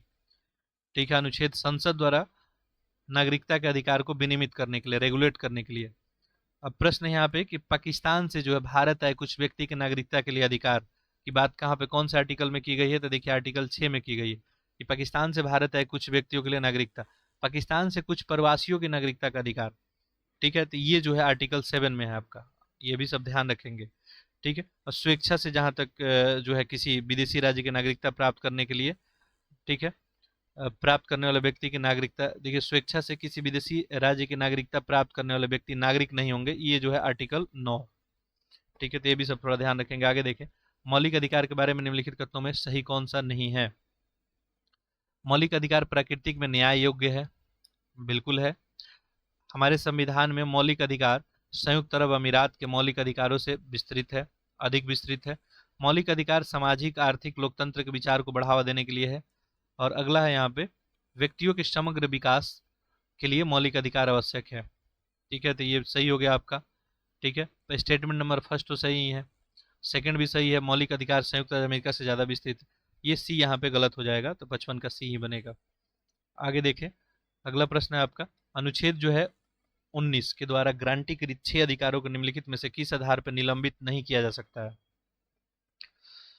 युद्ध, बाहरी आक्रमणता, सशस्त्र विद्रोह। देखिए आर्टिकल 19 में जो हम लोग को अधिकार दिया गया है 6 अधिकार, वो किस आधार पर निलंबित नहीं किया जा सकता है, किस कंडीशन में, ये पूछा गया। अच्छा प्रश्न है ये। ठीक है, देखिए युद्ध की स्थिति में, बाहरी आक्रमणता, सशस्त्र विद्रोह। देखिए युद्ध जब होगा तब किया जा सकता है, बाहरी आक्रमण हो जाए तभी भी। सशस्त्र जब विद्रोह होता है इस कंडीशन में नहीं किया जाएगा। तो ऑप्शन क्या बन जाएगा? सी बन जाएगा। अगला देखते हैं प्रश्न संख्या 57। निम्नलिखित में से किस अनुच्छेद में राज्य की परिभाषा का उल्लेख है? राज्य की परिभाषा कहाँ बताया गया? ये अनुच्छेद जो है आपको 12 में, राज्य का परिभाषा। ठीक है, बाकी 13 यहाँ पे लिखा है, तो 13 में आखिर क्या लिखा गया है? कानून असंगत या न्यायिक समीक्षा का सिद्धांत दिया गया है। 14 में देखेंगे तो कानून के समक्ष समानता और कानूनों का समान संरक्षण की बात की गई है। तो आखिर फिर 11 में क्या लिखा हुआ है? 11 में अभी हम लोग थोड़ी देर पहले पढ़े क्या कि संसद को नागरिकता से संबंधित कानून बनाने का अधिकार है। नागरिकता से संबंधित संसद कानून बनाएगा, कौन से आर्टिकल में? आर्टिकल 11 में। सैन्य और शैक्षिक उपाधियों को छोड़कर अन्य उपाधियों को उन्मूलन का उल्लेख किस अनुच्छेद में किया गया है? सैन्य और शैक्षिक उपाधियों को छोड़ के जो भी उपाधि है उसको समाप्त करने की बात कहाँ की गई है? पहले बहुत सारा उपाधि वगैरह दिया गया था, राय बहादुर और वगैरह वगैरह, तो जो भी है यहाँ पे जो है कौन सा हो जाएगा? अनुच्छेद आपका 18। ठीक है, अनुच्छेद 18 में उल्लेख किया गया है और इसमें बताया गया है कि आपको जो है ये सेना में जो भी मिलता है उपाधि वगैरह और शिक्षा में, इसको छोड़ के और अन्य उपाधियों का अंत करने की बात की गई है। अपराधों के लिए दोष सिद्धि के संबंध में सुरक्षा की गारंटी किसके तहत दी गई है? अपराधों से दोष जो है सिद्धि की बात थी, अनुच्छेद जो है 20 में। अभी हम लोग थोड़ी देर पहले देखे भी थे, ये जो है आपको भारतीय और विदेशी दोनों को जो है उपलब्ध है। अनुच्छेद 19 आप सभी को पता ही है, अनुच्छेद 19 इसमें 6 प्रकार का स्वतंत्रता का बात किया गया। ठीक है, अनुच्छेद 21 जीवन और व्यक्तिगत स्वतंत्रता की बात की गई है और 22 ये कुछ मामले में गिरफ्तारी और हिरासत में संरक्षण की बात की गई है। किस निम्नलिखित में से किसी भी धर्म के प्रचार के लिए करों के भुगतान से मुक्ति की गारंटी किसके अंतर्गत किया गया है? कौन से अनुच्छेद में है? तो ये आपका अनुच्छेद 27। किसी भी धर्म के प्रचार के लिए करों के भुगतान की मुक्ति। अनुच्छेद 28 में किसका बात किया गया है? कुछ शैक्षिक संस्थानों में धार्मिक शिक्षा में भाग लेने की स्वतंत्रता बोली गई है। तो आर्टिकल 19 में क्या है? 29 में अल्पसंख्यकों की भाषा, लिपि और संस्कृति से संरक्षण की बात की गई है। ठीक है, 29 में। और आर्टिकल 30 आप सभी को पता होगा, अल्पसंख्यकों को जो है शैक्षिक संस्था स्थापित करने का अधिकार दिया गया। तो 29 और 30 अल्पसंख्यक से रिलेटेड है, बात याद रखेंगे। ठीक है, अब प्रश्न उठता है कि आर्टिकल 26 किससे रिलेटेड है यहाँ पे? तो देखिए, धार्मिक मामले का प्रबंधन का मामला है। धार्मिक मामले के प्रबंधन करने के लिए स्वतंत्र है, यानी जो भी जिस धर्म का कोई हो, अपना धार्मिक मामला में प्रबंधन कैसा करना है वो अपना निर्णय लेगा। कौन सा सर्वोच्च न्यायालय का मामला अनुच्छेद 21 जीवन की सुरक्षा और व्यक्तिगत स्वतंत्रता का व्यापक व्याख्या करता है? तो ये जो था कौन था? मेनका गांधी केस था, 1978 वाला। ठीक है, आगे देखते हैं, निम्नलिखित में से कौन सा अनुच्छेद 30 में अल्पसंख्यकों की परिभाषा के अंतर्गत आता है? देखिए, अभी हम बात किए कि अनुच्छेद 30 भी अल्पसंख्यक के लिए यहाँ बताया गया है। तो यहाँ पूछा गया है कि परिभाषा के अंतर्गत कौन आता है। आप लोग आंसर कर लिए होंगे इसका। देखिए, केवल धार्मिक अल्पसंख्यक, भाषाई, धार्मिक और भाषाई दोनों की बात की गई है। ठीक है, तो चाहे धार्मिक अल्पसंख्यक हो, भाषाई हो, दोनों के लिए यहाँ पे बात की गई है अनुच्छेद 30 में। आगे देखते हैं प्रश्न संख्या 63। देखिए, सर्वोच्च न्यायालय और उच्च न्यायालय के रिट क्षेत्राधिकार संबंधित निम्नलिखित में से कौन सा सही नहीं है? ठीक है, पहला दिया है कि सर्वोच्च न्यायालय केवल मौलिक अधिकार के परिवर्तन के लिए रिट जारी कर सकता है, जबकि उच्च न्यायालय मौलिक अधिकार और सामान्य कानून दोनों के लिए रिट जारी कर सकता है। अब यहाँ पे सही नहीं बताना है, ये तो आपको सही है। आगे देखिए, सर्वोच्च न्यायालय भारत में पूरे क्षेत्र में किसी व्यक्ति या सरकार के खिलाफ रिट जारी कर सकता है, सर्वोच्च न्यायालय, जबकि उच्च न्यायालय किसी व्यक्ति या सरकार के खिलाफ अपने क्षेत्रीय क्षेत्राधिकार के भीतर केवल क्षेत्राधिकार के बाहर रिट जारी कर सकता है, यदि कार्रवाई के कारण उसका क्षेत्राधिकार क्षेत्र के भीतर उत्पन्न हो तब। ये भी सही है। सर्वोच्च न्यायालय अपने रिट क्षेत्राधिकार का प्रयोग करने का इनकार नहीं कर सकता है, जबकि उच्च न्यायालय रिट क्षेत्राधिकार का इनकार कर सकता है, भी सही है। रिट के संबंध में सर्वोच्च न्यायालय के पास उच्च न्यायालय से अधिक शक्तियां हैं। तो यहाँ पे गलत पूछा गया था, यही हो जाएगा ऑप्शन आपका डी। ठीक है, अगला प्रश्न देखते हैं। अगला प्रश्न देखिए, यहाँ पूछा गया आपसे कि निम्नलिखित में से कौन सा अनुच्छेद जो है मार्शल लॉ के दौरान मौलिक अधिकार के प्रतिबंधित करता है? तो ये अनुच्छेद आपका 34 है। ठीक है, जब भी किसी क्षेत्र में सेना विधि अगर होगा वहां पे, तो इस भाग में प्रदत्त अधिकारों को निलंबित, निबंधन, निर्बंधन का जो है आरोपित करने की बात की गई है। तो ध्यान रखेंगे, प्रतिबंधित वाला बात जो है मार्शल लॉ के दौरान मौलिक अधिकारों को प्रतिबंधित करने का बात कहाँ पे हो जाएगा आपका? 34, यानी सेना का एक तरह से वहां पे सैन्य शासन। ठीक है, सेना का शासन नहीं, सेना का एक तरह से मौजूदगी अगर बोल सकते हैं। देखिए, सूची 1 को सूची 2 से यहाँ पे मिलान करना है। उपाधियों का उन्मूलन, धार्मिक स्वतंत्रता का प्रबंधन है, अल्पसंख्यकों की भाषा, शिक्षा का अधिकार। ये कौन कौन से आर्टिकल में है ये बताया गया। एक प्रश्न संख्या कितना आपका? 65। ठीक है, देखिए, चलिए ऑप्शन नहीं दिख रहा है, देखिए ऑप्शन दिख रहा होगा। देखिए, शिक्षा का अधिकार जो है ये आर्टिकल 21A में। ठीक है, तो ये तो आपका डी हो गया। शिक्षा का अधिकार कौन सा हो गया? अनुच्छेद यहाँ पे 21A, तो ये तो 2 बन जाएगा। ठीक है, अल्पसंख्यकों की भाषा का संरक्षण, ये आर्टिकल 29 में है। ठीक है, तो ये एक हो गया। धार्मिक मामलों में प्रबंधन की स्वतंत्रता, अभी हम लोग थोड़ी देर पहले पढ़े, और धार्मिक मामले में अनुच्छेद जो है 26 बताता है। और लास्ट बचा उपाधियों का उन्मूलन, तो ये आपका हो जाएगा आर्टिकल 18। तो यहाँ पे देखिए 3-4-1-2, 3-4-1-2 ऑप्शन डी में है। ठीक है, चलिए आगे देखते हैं प्रश्न संख्या 66, 67, हाँ 66 ही देखते हैं। पूछा है कि सर्वोच्च न्यायालय की अधिकारिता और शक्तियां उनके प्रकृति और विस्तार के अनुसार किसी भी अन्य देश के सर्वोच्च न्यायालय की तुलना में अधिक है। दूसरा है, अनुच्छेद 131 के अंतर्गत सर्वोच्च न्यायालय के मौलिक अधिकार का वर्णन किया गया है। इसमें बताना है कौन सा आपको सही है। देखिए, सर्वोच्च न्यायालय की अधिकारिता और शक्तियां उनकी प्रकृति और विस्तार के अनुसार किसी भी अन्य देश से सर्वोच्च न्यायालय की तुलना में अधिक है, तो बात सही है। अनुच्छेद 131 के अंतर्गत सर्वोच्च न्यायालय के मौलिक क्षेत्राधिकार का वर्णन होता है, ये भी सही है, लेकिन इससे इसका कोई व्याख्यान नहीं हो रहा है, तो ऐसे में ऑप्शन बी हो जाएगा। कथन कारण दोष सही है, लेकिन इसका सही स्पष्टीकरण नहीं कर रहा है। अगला प्रश्न देखिए, यहाँ पे अगला पूछा गया है कि संविधान का निम्नलिखित में से कौन सा भाग भीमराव अम्बेडकर द्वारा अद्वितीय विशेषता माना गया है? अद्वितीय विशेषता माना गया है, राज्य का नीति निर्देशक तत्वों का सिद्धांत। नेक्स्ट देखते हैं प्रश्न संख्या 68। निम्नलिखित में से कौन सा राज्य के नीति निर्देशक सिद्धांत स्थापित करने का उद्देश्य नहीं है? तो राज्य में जो नीति निर्देशक सिद्धांत स्थापित किया गया उसका उद्देश्य कौन सा नहीं है, इसमें ये बताना है। देखिए, कल्याणकारी राज्य बनाना, आर्थिक लोकतंत्र, सामाजिक, राजनीतिक। तो यहाँ पे राजनीतिक लोकतंत्र वाली बात नहीं है, ये तो आपको मौलिक अधिकार द्वारा बताया गया है राजनीतिक लोकतंत्र, बाकी सब सही है। ठीक है, कल्याणकारी राज्य का स्थापना करना, आर्थिक लोकतंत्र, सामाजिक। अगला देखिए, निम्नलिखित में से कौन सा अनुच्छेद समाजवादी सिद्धांत समाजवादी सिद्धांत पे आधारित नहीं है? ठीक है, देखिए 38, 39, 40, 41 है। तो यहाँ पे क्या हो जाएगा? ऑप्शन आपका सी, अनुच्छेद 40। अनुच्छेद 40 में देखेंगे तो ग्राम पंचायत और स्वशासन का आयोजन करने का बात किया गया है, गांधीवादी सिद्धांत पे है, ये समाजवादी सिद्धांत पे नहीं है। ठीक है, नीति निषेध तत्व में एक आपका समाजवादी सिद्धांत है, गांधीवादी सिद्धांत है। ठीक है, तो ये गांधीवादी सिद्धांत पे है अनुच्छेद 40, बाकी सब सही है। यहाँ पे अनुच्छेद 38 की बात कर ले तो इसमें सामाजिक, आर्थिक और राजनीतिक न्याय को बढ़ावा देने का बात किया गया, तो समाजवादी बोल गया है। ठीक है, अनुच्छेद 39 भी देखेंगे तो यहाँ पे सामान्य कार्य के लिए समान वेतन का बात किया गया है, ये भी समाजवादी सिद्धांत हो गया। अनुच्छेद 41 में देखेंगे तो बेरोजगारों, वृद्धावस्था, बीमारी, विकलांगता के लिए काम और सार्वजनिक सहायता का अधिकार संरक्षित करने का बात किया गया। गरीबों को समान न्याय और निःशुल्क कानूनी सहायता का उल्लेख किस अनुच्छेद में किया गया है?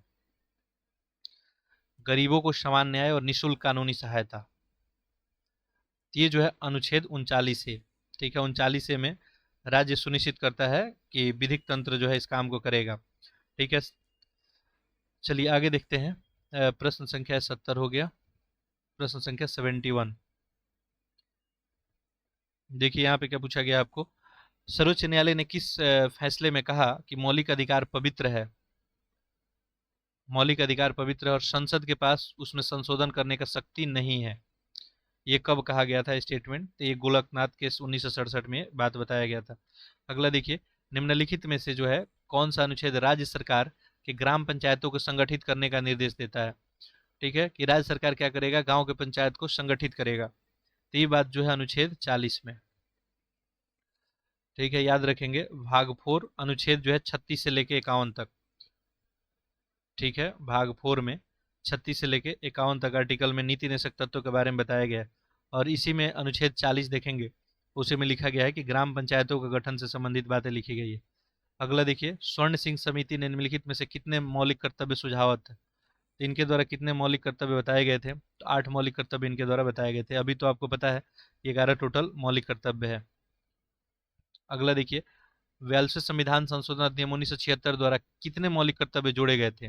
देखिए, पहले तो 8 थे, अब कितने जोड़े गए थे आप बिल्कुल आसानी से कर सकते हैं। तो यहाँ पे ऑप्शन कौन सा हो जाएगा आपका?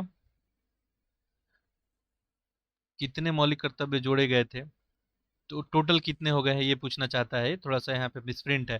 तो 10 हो गए थे। ठीक है, और अभी तो हाल फिलहाल 11 हो गए हैं। ठीक है, बाद में जो है एक और जोड़ दिया गया और अभी 11 हो गया है। प्रश्न संख्या 75 देखते हैं। किस संविधान संशोधन अधिनियम के द्वारा राज्य के 4 श्रेणियों को समाप्त करके 14 राज्य और 6 संघ को राज्य की मान्यता दी गई थी? तो ये जो है 7वां संविधान संशोधन 1956 में। ठीक है, अगला देखते हैं प्रश्न संख्या 56, अच्छा सॉरी 76 अभी बचा हुआ है। किस संविधान संशोधन अधिनियम चुनाव न्यायाधिकरणों की व्यवस्था समाप्त कर दिया गया और चुनाव याचिकाओं को सुनवाई की शक्ति का उच्च न्यायालय को दे दिया गया?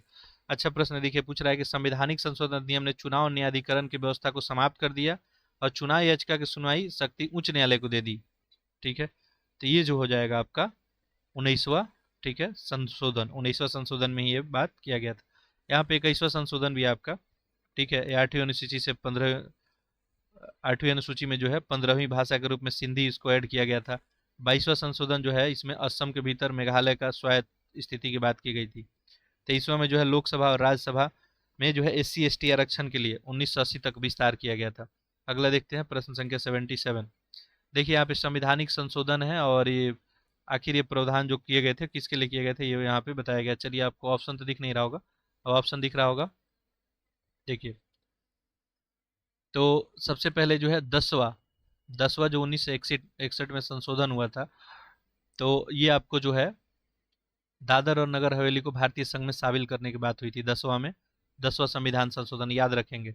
12वां संविधान संशोधन जो हो जाएगा आपका, तो यहाँ पे देखते हैं तो ए का कितना हो जाता है आपका 4, ए का 4 ऑप्शन जो है बी में दिख रहा है। तो बी ही आपका ऑप्शन बन जाता। बाकी बी का देखिए 12वां जो हो जाएगा आपका, ये गोवा दमन दीव को भारतीय संघ में शामिल किया गया था। तो 3।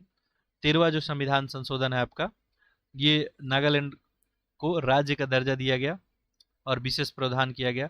और 14वां जो है इसमें, ये इसका क्या बन जाएगा, एक पुदुचेरी को भारतीय संघ में शामिल किया गया था। तो ये सब जो है आपको बाद में शामिल हुए हैं सब भारतीय संघ में, इसी से रिलेटेड सारा संशोधन है, याद रखेंगे इसको, ठीक है। तो 10वां संविधान संशोधन, दादर नगर हवेली को भारतीय संघ में शामिल किया गया था, 10वां दादर नगर हवेली को, ठीक है। 12वां जो है आपका गोवा दमन दीव को भारतीय संघ में। 13वां जो है आपको याद रखेंगे, ये नागालैंड को जो है राज्य का दर्जा और विशेष प्रावधान भी किया गया था। और 14वां पुदुचेरी को भारत में शामिल करने की बात की गई। अगला प्रश्न देखते हैं। देखिए पूछा गया है कि भारतीय संविधान में संशोधन के लिए निर्धारित प्रक्रिया विश्व के किस संविधान पर आधारित है। यानी भारत में जो संशोधन होता है संविधान में, वो किस देश के संविधान से हम लोग, तो दक्षिण अफ्रीका से, ठीक है। अगला देखिए, आर्टिकल 368 के संविधान संशोधन प्रक्रिया का उल्लेख भारतीय संविधान के किस भाग में है। तो ये हो जाएगा आपका किस भाग में है, भाग 20, ठीक है। निम्नलिखित में से कौन सी संघीय सरकार की मुख्य विशेषता नहीं है। संघीय सरकार का विशेषता नहीं है, ये पूछा गया है, ठीक है। आंसर करें आप लोग। देखिए यहाँ पे लिखा है कि दोहरी सरकार होनी चाहिए, एक लिखित संविधान होना चाहिए, संविधान की संरचना होना चाहिए, संविधान कठोर या लचीला हो सकता है। देखिए पूछा गया कि संघीय का विशेषता नहीं है, तो संविधान कठोर लचीला तो नहीं हो सकता है, ऑप्शन डी ही बन जाएगा। देखिए संघीय का क्या विशेषता होगा, दोहरी सरकार, ही सही हो जाएगा। लिखित संविधान हो गया, संविधान की संरचना हो गई, और संविधान कैसा होगा, कठोर होगा, लचीला नहीं होगा संघीय संविधान में, ठीक है। पूरा पावर केंद्र के पास होगा, स्वतंत्र न्यायपालिका हो गया, ये सब होगा। अगला देखते हैं, निम्नलिखित में से किसने भारतीय संघीय को अर्ध संघीय बोला था। तो ये स्टेटमेंट किसके द्वारा बोला गया था, केसी वेलर के द्वारा बोला गया था, भारतीय संघ को अर्ध संघ बोला गया था। नेक्स्ट देखते हैं, निम्नलिखित में से अनुच्छेद 245 से 255 किससे संबंधित है। 245 से 255 ये केंद्र और राज्य के बीच विधायी संबंध से संबंधित है आपका, 245 से 255। राष्ट्रपति के कुछ राज्यों में जनजातीय क्षेत्रों में शासन के लिए कुछ शक्तियां दी गई है, कौन सा राज्य इस श्रेणी में नहीं आता है, ठीक है। जैसे राष्ट्रपति को कुछ राज्यों में जनजातीय क्षेत्र में स्वायत्त जिला के शासन का शक्ति दिया गया, इसमें कौन नहीं आता है, ये पूछा गया है। तो देखिए असम है, मेघालय है, त्रिपुरा है और मिजोरम है। तो मेघालय, त्रिपुरा, मिजोरम में तो है शक्तियाँ, असम में नहीं है, ठीक है। तो ऑप्शन यही बन जाएगा। अगला देखें, वित्त आयोग के बारे में बताना है। इसका गठन संविधान के अनुच्छेद 280 के द्वारा राष्ट्रपति के द्वारा किया जाता है। देखिए इसी प्रश्न टेस्ट में 2-3 बार इसका डिस्कशन हो गया, ठीक है, कि वित्त आयोग के बारे में आपका 280 में ही बताया गया है, केंद्र के वित्त आयोग है, तो ये सही है। राष्ट्रपति वित्त आयोग की रिपोर्ट संसद के दोनों सदनों के समकक्ष रखते हैं, ये भी सही है, तो ऑप्शन यहाँ पे सी ही बन जाएगा। अगला देखते हैं, राष्ट्रीय मानव अधिकार आयोग के संबंध में निम्नलिखित कथनों विचार कीजिए, बताइए कौन सा इसमें सही है, ठीक है। देखिए पूछा गया है कि इसे मानव अधिकार संरक्षण अधिनियम 1993 द्वारा वैधानिक आधार दिया गया। राष्ट्रीय ये मानव अधिकार के क्षेत्र में काम करने के लिए गैर सरकारी संगठन और संस्था के प्रयास को प्रोत्साहित करता है, तो इसमें बताना है। तो इसमें दोनों स्टेटमेंट सही हैं, तो आपको क्या हो जाएगा, ऑप्शन यहाँ पे सी ही बनेगा। अगला देखिए, राज्यपाल लोक सेवा के अध्यक्ष और सदस्य की नियुक्ति कौन करता है। राज्य लोक सेवा आयोग के अध्यक्ष और सदस्य की नियुक्ति कौन करता है आखिर, ठीक है। देखिए तो ये जो है राज्य के राज्यपाल के द्वारा ही किया जाता है। अगला देखते हैं, प्रश्न संख्या 87। तो फैक्चुअल प्रश्न ज्यादा है, इसमें एक्सप्लेनेशन की उतना नीड है नहीं। निम्नलिखित में से राज्य जो है चुनाव आयोग की नियुक्ति कौन करता है। राज्य चुनाव आयोग की नियुक्ति कौन करता है, तो ये संसद है, राष्ट्रपति है, राज्य के राज्यपाल या भारत के मुख्य न्यायाधीश। तो राज्य की जो चुनाव आयोग की नियुक्ति राज्यपाल के द्वारा ही किया जाता है, तो ऑप्शन यहाँ पे सी बन जाएगा। अगला देखिए, निम्नलिखित में से संविधान का कौन सा भाग संघ कार्यपालिका से संबंधित है। संघ का कार्यपालिका से संबंधित कौन सा भाग है, ये पूछा गया है, ये आपका भाग 5 हो जाएगा। निम्नलिखित में से कौन सा संघ कार्यकारिणी का हिस्सा नहीं होता है। देखिए संघ का जो कार्यकारिणी होता है, कार्यपालिका होता है, उसका हिस्सा कौन नहीं होता है, राष्ट्रपति, उपराष्ट्रपति, भारत का अटॉर्नी जनरल या संघ लोक सेवा का अध्यक्ष।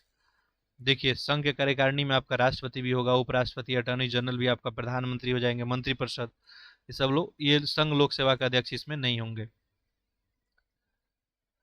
राष्ट्रपति के रूप में चुनाव के लिए निम्नलिखित में से जो है कौन सी योग्यता आवश्यक नहीं है, ये पूछा गया है। देखिए तो इसमें वो भारत का नागरिक होना चाहिए, उसे 35 वर्ष की आयु पूरी कर लेनी चाहिए, उसे राज्यसभा के सदस्य रूप में चुनाव के लिए योग्य होना चाहिए, उसके पास कोई लाभ का पद नहीं होना चाहिए। तो राष्ट्रपति के चुनाव के लिए कौन सा योग्यता नहीं होना चाहिए, उसे राज्यसभा में सदस्य के रूप में चुनाव के लिए, यहाँ पे ऑप्शन सी ही बन जाएगा। बाकी देखिए, नागरिक होना चाहिए, 35 वर्ष एज होना ही चाहिए, कोई लाभ का पद, ये सब सही है। अगला देखते हैं प्रश्न संख्या 91। राष्ट्रपति पर महाभियोग चलाने के लिए संसद में किस प्रकार की बहुमत की आवश्यकता होती है? महाभियोग अगर चलाना है तो कैसा बहुमत चाहिए? देखिए, कुल सदस्यों का 2/3, उपस्थित मतदान करने वाला का 2/3, कुल 50% साधारण। देखिए, राष्ट्रपति पे महाभियोग चलाना है तो कुल सदस्यों का 2/3 ही चाहिए। ठीक है, अगला देखिए, निम्नलिखित में से कौन सा राष्ट्रीय आपात की घोषणा का आधार नहीं है? देखिए, राष्ट्रीय आपात किस किस आधार पे राष्ट्रीय आपात लगाया जा सकता है? युद्ध, बाहरी आक्रमण, सशस्त्र विद्रोह, आंतरिक अशांति। तो आंतरिक अशांति के आधार पे नहीं लगाया जा सकता है। ठीक है, बाकी ये सब कंडीशन पे लगाया जा सकता है। अगला देखते हैं 93। निम्नलिखित में से कौन सा अनुच्छेद राष्ट्रपति को अध्यादेश जारी करने का शक्ति देता है? राष्ट्रपति अध्यादेश जारी करेगा, आर्टिकल 123। ठीक है, अगला देखिए, किस संवैधानिक संशोधन अधिनियम ने राष्ट्रीय आपातकाल की घोषणा को न्यायिक समीक्षा से मुक्त कर दिया? तो राष्ट्रीय आपात की घोषणा को न्यायिक समीक्षा नहीं की जा सकती है, ये कौन सा संशोधन में कहा गया? 38वां संविधान संशोधन 1975। इंपॉर्टेंट है, ध्यान रखेंगे। चुनाव आयुक्त के संबंध में बताना है और सही कथन बताना है आपको। देखिए, तो ऑप्शन यहाँ पे देख सकते हैं, केवल एक है, दो है, एक दो दोनों है। चुनाव आयुक्त के लिए मुख्य चुनाव आयुक्त को संसद द्वारा महाभियोग के माध्यम से पद पे हटाया जा सकता है। आयोग के निर्णय लेने से सभी चुनाव आयुक्त के समान अधिकार होता है। दोनों ही सही है, तो यहाँ पे ऑप्शन क्या बन जाएगा आपका? सी बन जाएगा। अगला देखते हैं 96। भारत के चुनाव आयोग के बारे में बताना है। ये भारतीय संविधान द्वारा गठित एक अस्थायी और स्वायत्त निकाय है। वर्तमान में 2 चुनाव आयुक्त और 1 मुख्य चुनाव आयुक्त होता है। इसमें बताना है आपको कौन सा आपको सही है। देखिए, दोनों स्टेटमेंट ही सही है, यहाँ पे ऑप्शन आपका सी बन जाएगा। देखिए, भारत का जो चुनाव आयोग है एक स्वायत्त निकाय है, इंडिपेंडेंट बॉडी है, और इसमें भी 2 चुनाव आयुक्त और 1 मुख्य चुनाव आयुक्त भी होता है। चलिए अगला देखते हैं 97। किस अनुच्छेद के तहत राज्य राष्ट्रपति शासन लगाया जा सकता है? तो राज्यों में राष्ट्रपति शासन लगाना है तो उसके लिए आर्टिकल 352। ठीक है, 356 जो हो जाएगा ये राष्ट्रपति शासन के लिए होता है। देखिए, 352 राष्ट्रीय आपात के लिए होता है। ठीक है, राज्यों में राष्ट्रपति शासन लगाया जा सकता है, तो ये 356 ही हो जाएगा आपका, 356 होगा। ठीक है, ये राज्यों में अगर राष्ट्रपति शासन लगाना है 356 होगा, 352 नहीं होगा। ठीक है, 352 किसके लिए होता है? तो ये राष्ट्रीय आपात के लिए होता है। ठीक है, राष्ट्रीय आपात के लिए। और 360 आप सभी को पता होगा वित्तीय आपात के लिए होता है। यहाँ पे 355 दिया था, ये केंद्र के 2 कर्तव्य हैं। पहला, प्रत्येक राज्य के बाहरी और आंतरिक आक्रमण से बचाना, और दूसरा कि राज्य का शासन संविधान के प्रावधानों के अनुसार चल रहा है कि नहीं, ये देखना है। 355 है। अगला देखते हैं 98। पूछा गया है कि कौन सा अनुच्छेद राष्ट्रपति द्वारा अंतरराज्यीय परिषद की स्थापना का अधिकार देता है? तो ये जो है आर्टिकल 263। ठीक है, सब फैक्चुअल सब प्रश्न है। अगला देखिए, नियंत्रक और महालेखा परीक्षा के बारे में पूछा गया है। परीक्षा के बारे में, भारत के नियंत्रक और महालेखा परीक्षा का कार्यालय विधायी कार्रवाई द्वारा बनाया गया था और संविधान में इसका उल्लेख नहीं है। कैग भारतीय लेखा परीक्षा और लेखा विभाग का प्रमुख और सार्वजनिक धन का मुख्य संरक्षक है। तो इसमें बताना है कि सही कथन कौन सा है नियंत्रक के लिए। देखिए, दूसरा स्टेटमेंट अगर देखेंगे यहाँ पे, ये तो सही है, कैग भारतीय लेखा परीक्षा और लेखा विभाग के प्रमुख और सार्वजनिक धन का मुख्य संरक्षक होता है। ठीक है, पहला स्टेटमेंट जो है यहाँ पे आपका सही नहीं है। लिखा था क्या यहाँ पे कि भारत के नियंत्रक और महालेखा परीक्षा कार्यालय विधायी कार्रवाई द्वारा बनाया गया है, संविधान में उल्लेख नहीं है। तो ये स्टेटमेंट जो है आपका सही नहीं है। चलिए, तो आंसर आपका केवल 2 हो जाएगा, केवल 2 जो है ऑप्शन आपका बी में ही हो जाएगा। प्रश्न संख्या 100 देखते हैं। पंचायती राज के बारे में यहाँ पे आपको बताना है। ठीक है, ऑप्शन बाकी ऐसे ही है, एक है, दो, एक दो दोनों। देखिए, यदि कोई पंचायत भंग हो जाती है तो विघटन के तारीख से 6 महीने के भीतर चुनाव करा लेना है। पंचायत राज की प्रारंभिक विफलता को दूर करने के लिए अशोक मेहता समिति ने 1977 में 2 स्तरीय योजना बनाई थी। दोनों स्टेटमेंट ही सही है, तो ऑप्शन आपका क्या निकलेगा? सी ही निकलेगा। बहुत सारे क्वेश्चन तो यहाँ पे आपका रिपीट हो रहा है, जो पहले हम लोग ऑलरेडी कर चुके हैं। स्थानीय निकायों के वित्त के संबंध में निम्नलिखित कथनों पर विचार कीजिए। अब यहाँ पे ऑप्शन आपको दिया हुआ है। ठीक है, देखिए, तो सेम वैसे ही ऑप्शन है। ये स्थानीय निकायों के वित्त से संबंध में आपको पूछना है, बताना है। ठीक है, देखिए, पहला है कि प्रत्येक पंचायत केंद्रीय वित्त आयोग की अनुशंसा के आधार पर अनुदान की सहायता करता है। निर्दिष्ट या साझा राजस्व वह होता है जो राज्य सरकार द्वारा एकत्र किया जाता है लेकिन स्थानीय निकायों के साथ हस्तांतरित किया जाता है। तो ये तो आपको सही है, ठीक है, तो यहाँ पे दूसरा सही हो जाएगा, पहला आपको सही नहीं है। अगला देखते हैं प्रश्न संख्या 100 जो है 2। उत्तर प्रदेश का सबसे पुराना वन्यजीव विहार इसमें से कौन सा है? यूपी स्पेशल है ये। उत्तर प्रदेश का सबसे पुराना चंद्रप्रभा वन्यजीव विहार है, ठीक है, और ये जो है 1957 में ही बना था आपका। कौन सर्वोच्च न्यायालय के मूल क्षेत्राधिकार में शामिल है? ठीक है, इसमें पूछा गया है, बताइए कौन सा जो है, यहाँ पे ऑप्शन देखिए, चलिए नीचे दिया गया है, ठीक है। जो सर्वोच्च न्यायालय के मूल क्षेत्राधिकार में पहला देखिए क्या दिया है, भारत सरकार एक या अधिक राज्यों के बीच अगर विवाद होता है तो ये सर्वोच्च न्यायालय ही देखेगा, ठीक है, ये तो मैटर सही हो गया।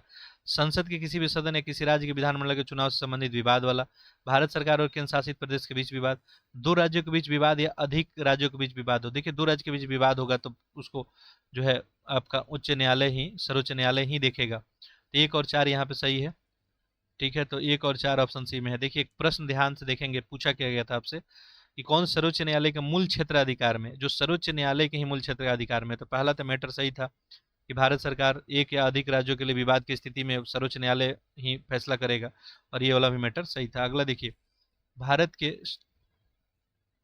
चलिए इसको हम जूम इन कर देते हैं। देखिए लिखा है कि भारत के संविधान द्वारा राज्यसभा को निम्नलिखित में से कौन सा विशेष शक्तियां प्रदान की गई है? राज्यसभा को विशेष शक्ति कौन मिला है? किसी भी राज्य के मौजूदा क्षेत्र को बदलना और किसी राज्य का नाम बदलना, ये तो आपको राज्यसभा का नहीं है।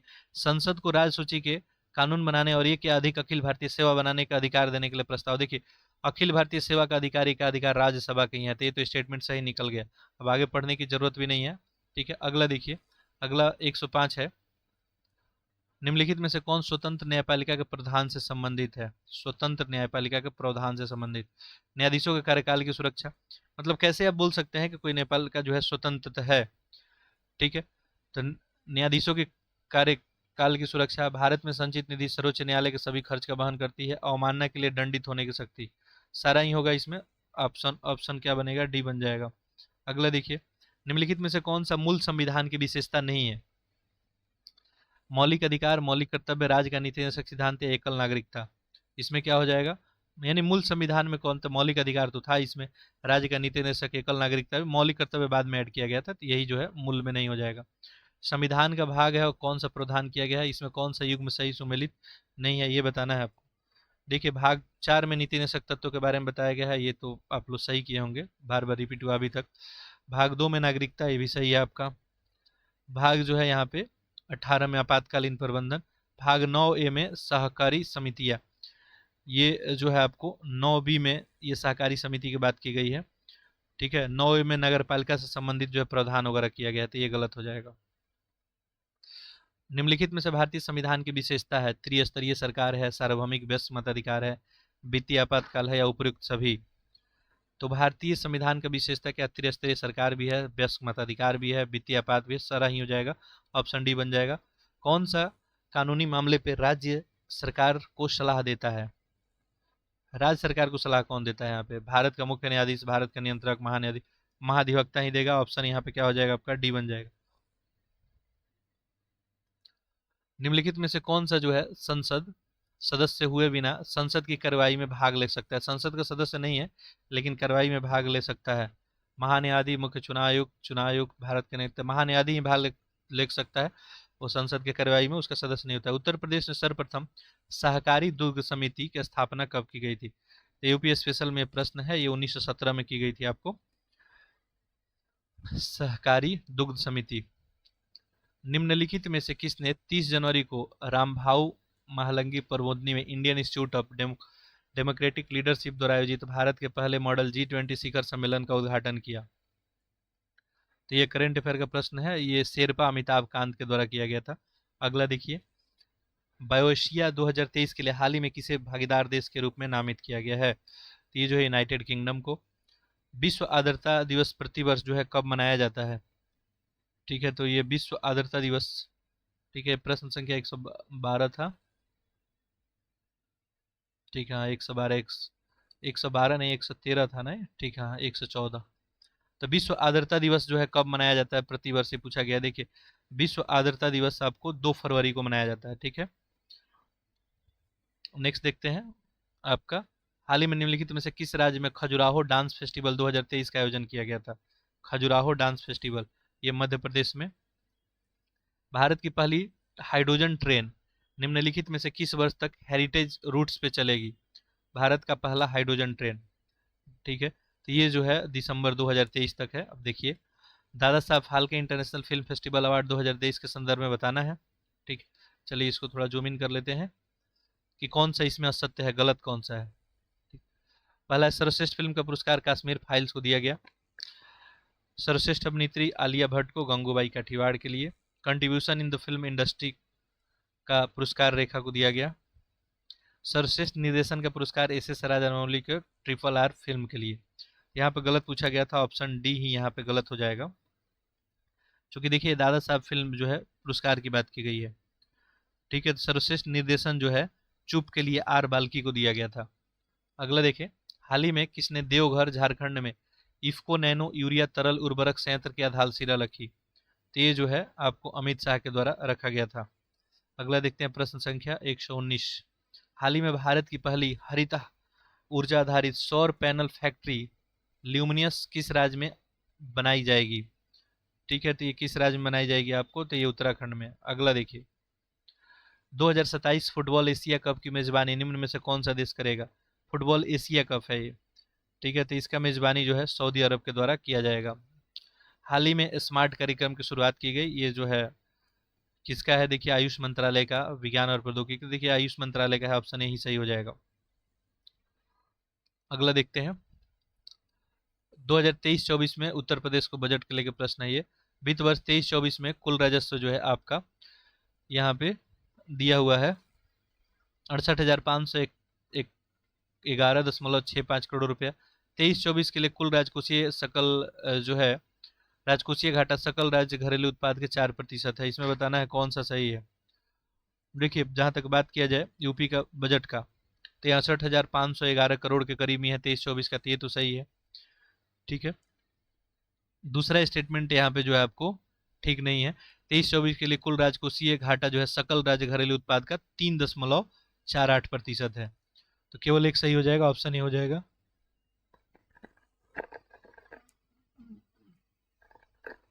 अगला देखिए, बजट 23-24 से प्रश्न पूछा गया है कि कितने शहरों के लिए मेट्रो परियोजना संचालन का प्रस्ताव जारी किया गया। तो देखिए एक बजट के लिए और आपको वीडियो बनाया गया है अलग से, वो जाके आप देख सकते हैं, यूपी और सारा कुछ वहाँ पे प्रश्न कराया गया है, ठीक। देखिए 100 यहाँ पे 23 पूछा गया है, चलिए इसको जूम इन करना पड़ेगा। पूछा गया कि उत्तर प्रदेश बजट 23-24 में कितने शहरों के लिए मेट्रो परियोजना, वाराणसी, आगरा, कानपुर, गोरखपुर, बरेली, इसमें बताना है कौन सा आपको सही है। ठीक है, ऑप्शन यहाँ पे दिख रहा होगा, देखिए तो वाराणसी के लिए भी है, आगरा के लिए, कानपुर और गोरखपुर के लिए, यहाँ पे बरेली के लिए नहीं है, तो यहाँ पे ऑप्शन क्या हो जाएगा, डी आपका, ठीक है। देखते हैं प्रश्न संख्या 124। देखिए पूछा गया लिंक परियोजना है और कितने रुपए का खर्च है इसमें, नीचे दिए कूट से सही उत्तर आपको चुनना है, ठीक है। देखिए तो झांसी लिंक एक्सप्रेसवे तथा चित्रकूट लिंक एक्सप्रेसवे में 200 आपको 35 करोड़ रुपए, ठीक है, ये तो यहाँ पे सही है। नेक्स्ट बुंदेलखंड में एक्सप्रेसवे के साथ डिफेंस कॉरिडोर परियोजना 550 करोड़। गोरखपुर लिंक एक्सप्रेसवे औद्योगिक जो गलियारा है ये 200 करोड़ रुपए का, तो यहाँ पे जो देखिए उत्तर क्या हो जाएगा, सारा ही सही हो जाएगा, ऑप्शन डी बन जाएगा। अगला देखिए, अगला पूछा गया आपको कि 23-24 में national mission for sustainable agriculture योजना है तो कितना धनराशि का प्रावधान किया गया है बजट में, ठीक है, यूपी स्पेशल है ये प्रश्न। तो यहाँ पे जो है national mission for sustainable agriculture योजना के लिए जो आपको 631.93 करोड़, ठीक है, तो 631 करोड़ और 93 लाख रुपया जो है खर्च करने की बात की गई है। आर्द्र भूमि संरक्षण के लिए आर्द्र भूमि बचाओ अभियान केंद्रीय पर्यावरण मंत्री भूपेंद्र यादव ने कहाँ शुभारंभ किया, तो ये जो है शुभारंभ किया गया कहाँ से, गोवा से। उत्तर प्रदेश के किस वर्ष तक जो है वन अवतरण और वृक्षावतरण 15% तक किए जाने का लक्ष्य रखा गया है, ठीक है, कि ये प्रतिशत जो है 15 तक कर दिया जाए, ये 2030 तक टारगेट बनाया गया है। सॉरी 2030 तक नहीं, ये जो है हाँ 2030 तक ही रखा गया है। ठीक है, सही है। हाल ही में केंद्र सरकार ने भारत चीनी सीमा की सुरक्षा के लिए आईटीबीपी की कितनी नई बटालियन के गठन की मंजूरी दी है? तो ये जो है आपको 7 जो है नया जो है बटालियन बनाने की बात की गई है। अगला देखते हैं प्रश्न संख्या 129। वेट करेंगे थोड़ा सा।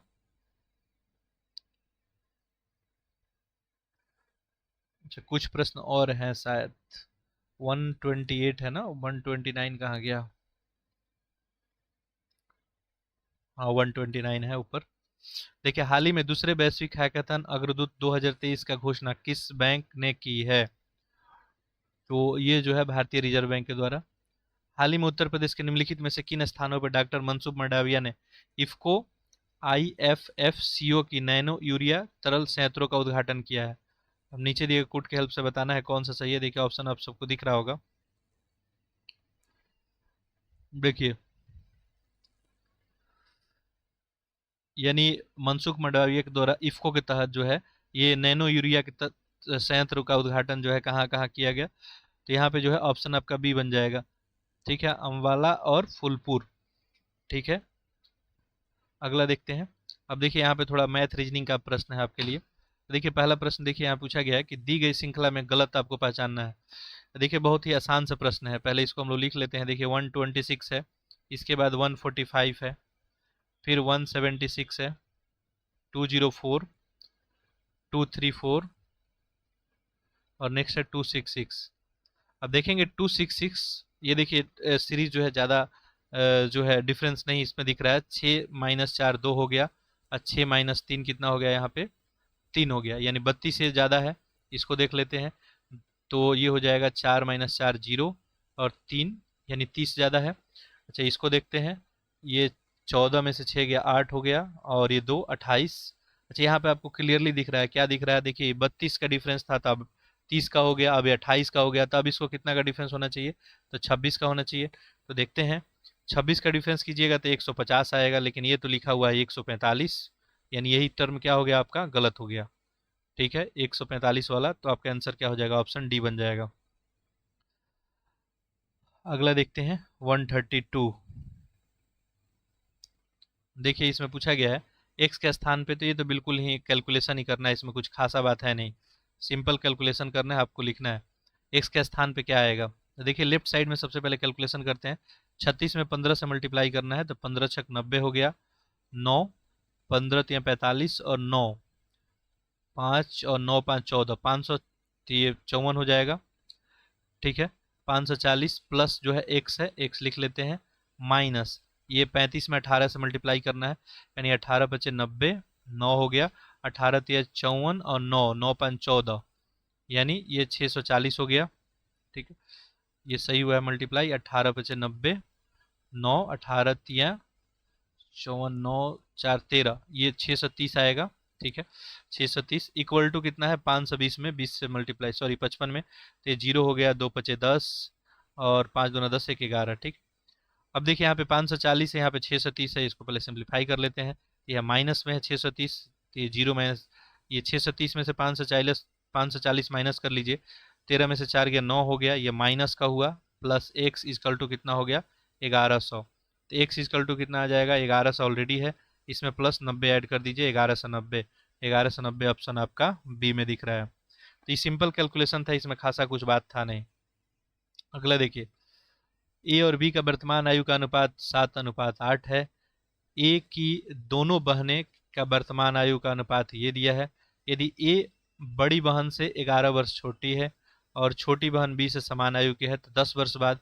अब ये क्वेश्चन अच्छा प्रश्न पूछा है, इसको सॉल्व कर देते हैं। ठीक है, देखिए सबसे पहले इस प्रश्न में देखेंगे तो क्या दिया है कि ए और बी का आयु का रेशियो दिया है 7:3। तो एज्यूम कर लेते हैं कि ए और बी का जो है आयु का एज हम लोग एज्यूम कर लेते हैं 7x और 8x। ठीक है, क्योंकि तो प्रश्न में ही दिया है आपको। अब ए की जो दोनों बहनें हैं, इनके उम्र का अनुपात जो है 3:4 दिया है, तो इसको एज्यूम कर लेते हैं 3y और 4y। ठीक है, अब नेक्स्ट जो है प्रश्न में क्या दिया है देखते हैं और उसी के अनुसार लिखते हैं। दिया है कि यदि ए बड़ी बहन से 11 वर्ष छोटी है। ठीक है, ए जो है बड़ी बहन, तो बड़ी बहन इसमें कौन हो जाएगा? 4y वाला।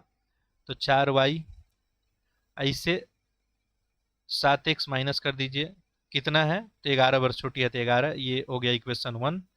अब दूसरा इक्वेशन पढ़ते हैं। और छोटी बहन बी के समान आयु की है, ठीक है, छोटी बहन बी के समान आयु के है, यानी इससे इक्वल करना होगा आपको, यानी 3y इजकल टू क्या हो जाएगा आपका यहाँ पे 8x। अब ये इक्वेशन बस सॉल्व कीजिए, एक्स वाई का वैल्यू निकालिए, आप कर सकते हैं। सबसे पहले पहला इक्वेशन तो लिखा हुआ है, दूसरा इक्वेशन, पहला इक्वेशन लिख लेते हैं हम लोग, 4y minus 7x is equal to 11। और इसको आप लोग क्या लिख सकते हैं, 3y minus 8x is equal to 0 लिख सकते हैं। ठीक है, अब इक्वेशन को सॉल्व करना है यहाँ पे बस। इक्वेशन को सॉल्व करने के लिए हम क्या करते हैं, ऊपर वाले में 3 से मल्टीप्लाई कर देते हैं, नीचे वाले में 4 से। तो इसमें 3 से मल्टीप्लाई करते हैं और इसमें 4 से, तो 3 से इसमें मल्टीप्लाई हो जाएगा, 3 से इसमें मल्टीप्लाई हो जाएगा, इसमें 4 से कर देते हैं और माइनस कर देते हैं। तो माइनस यहाँ पे प्लस, यहाँ पे माइनस। ये देखिए 4 3 12y हो जाएगा, 4 3 12, तो ये तो कैंसिल हो जाएगा।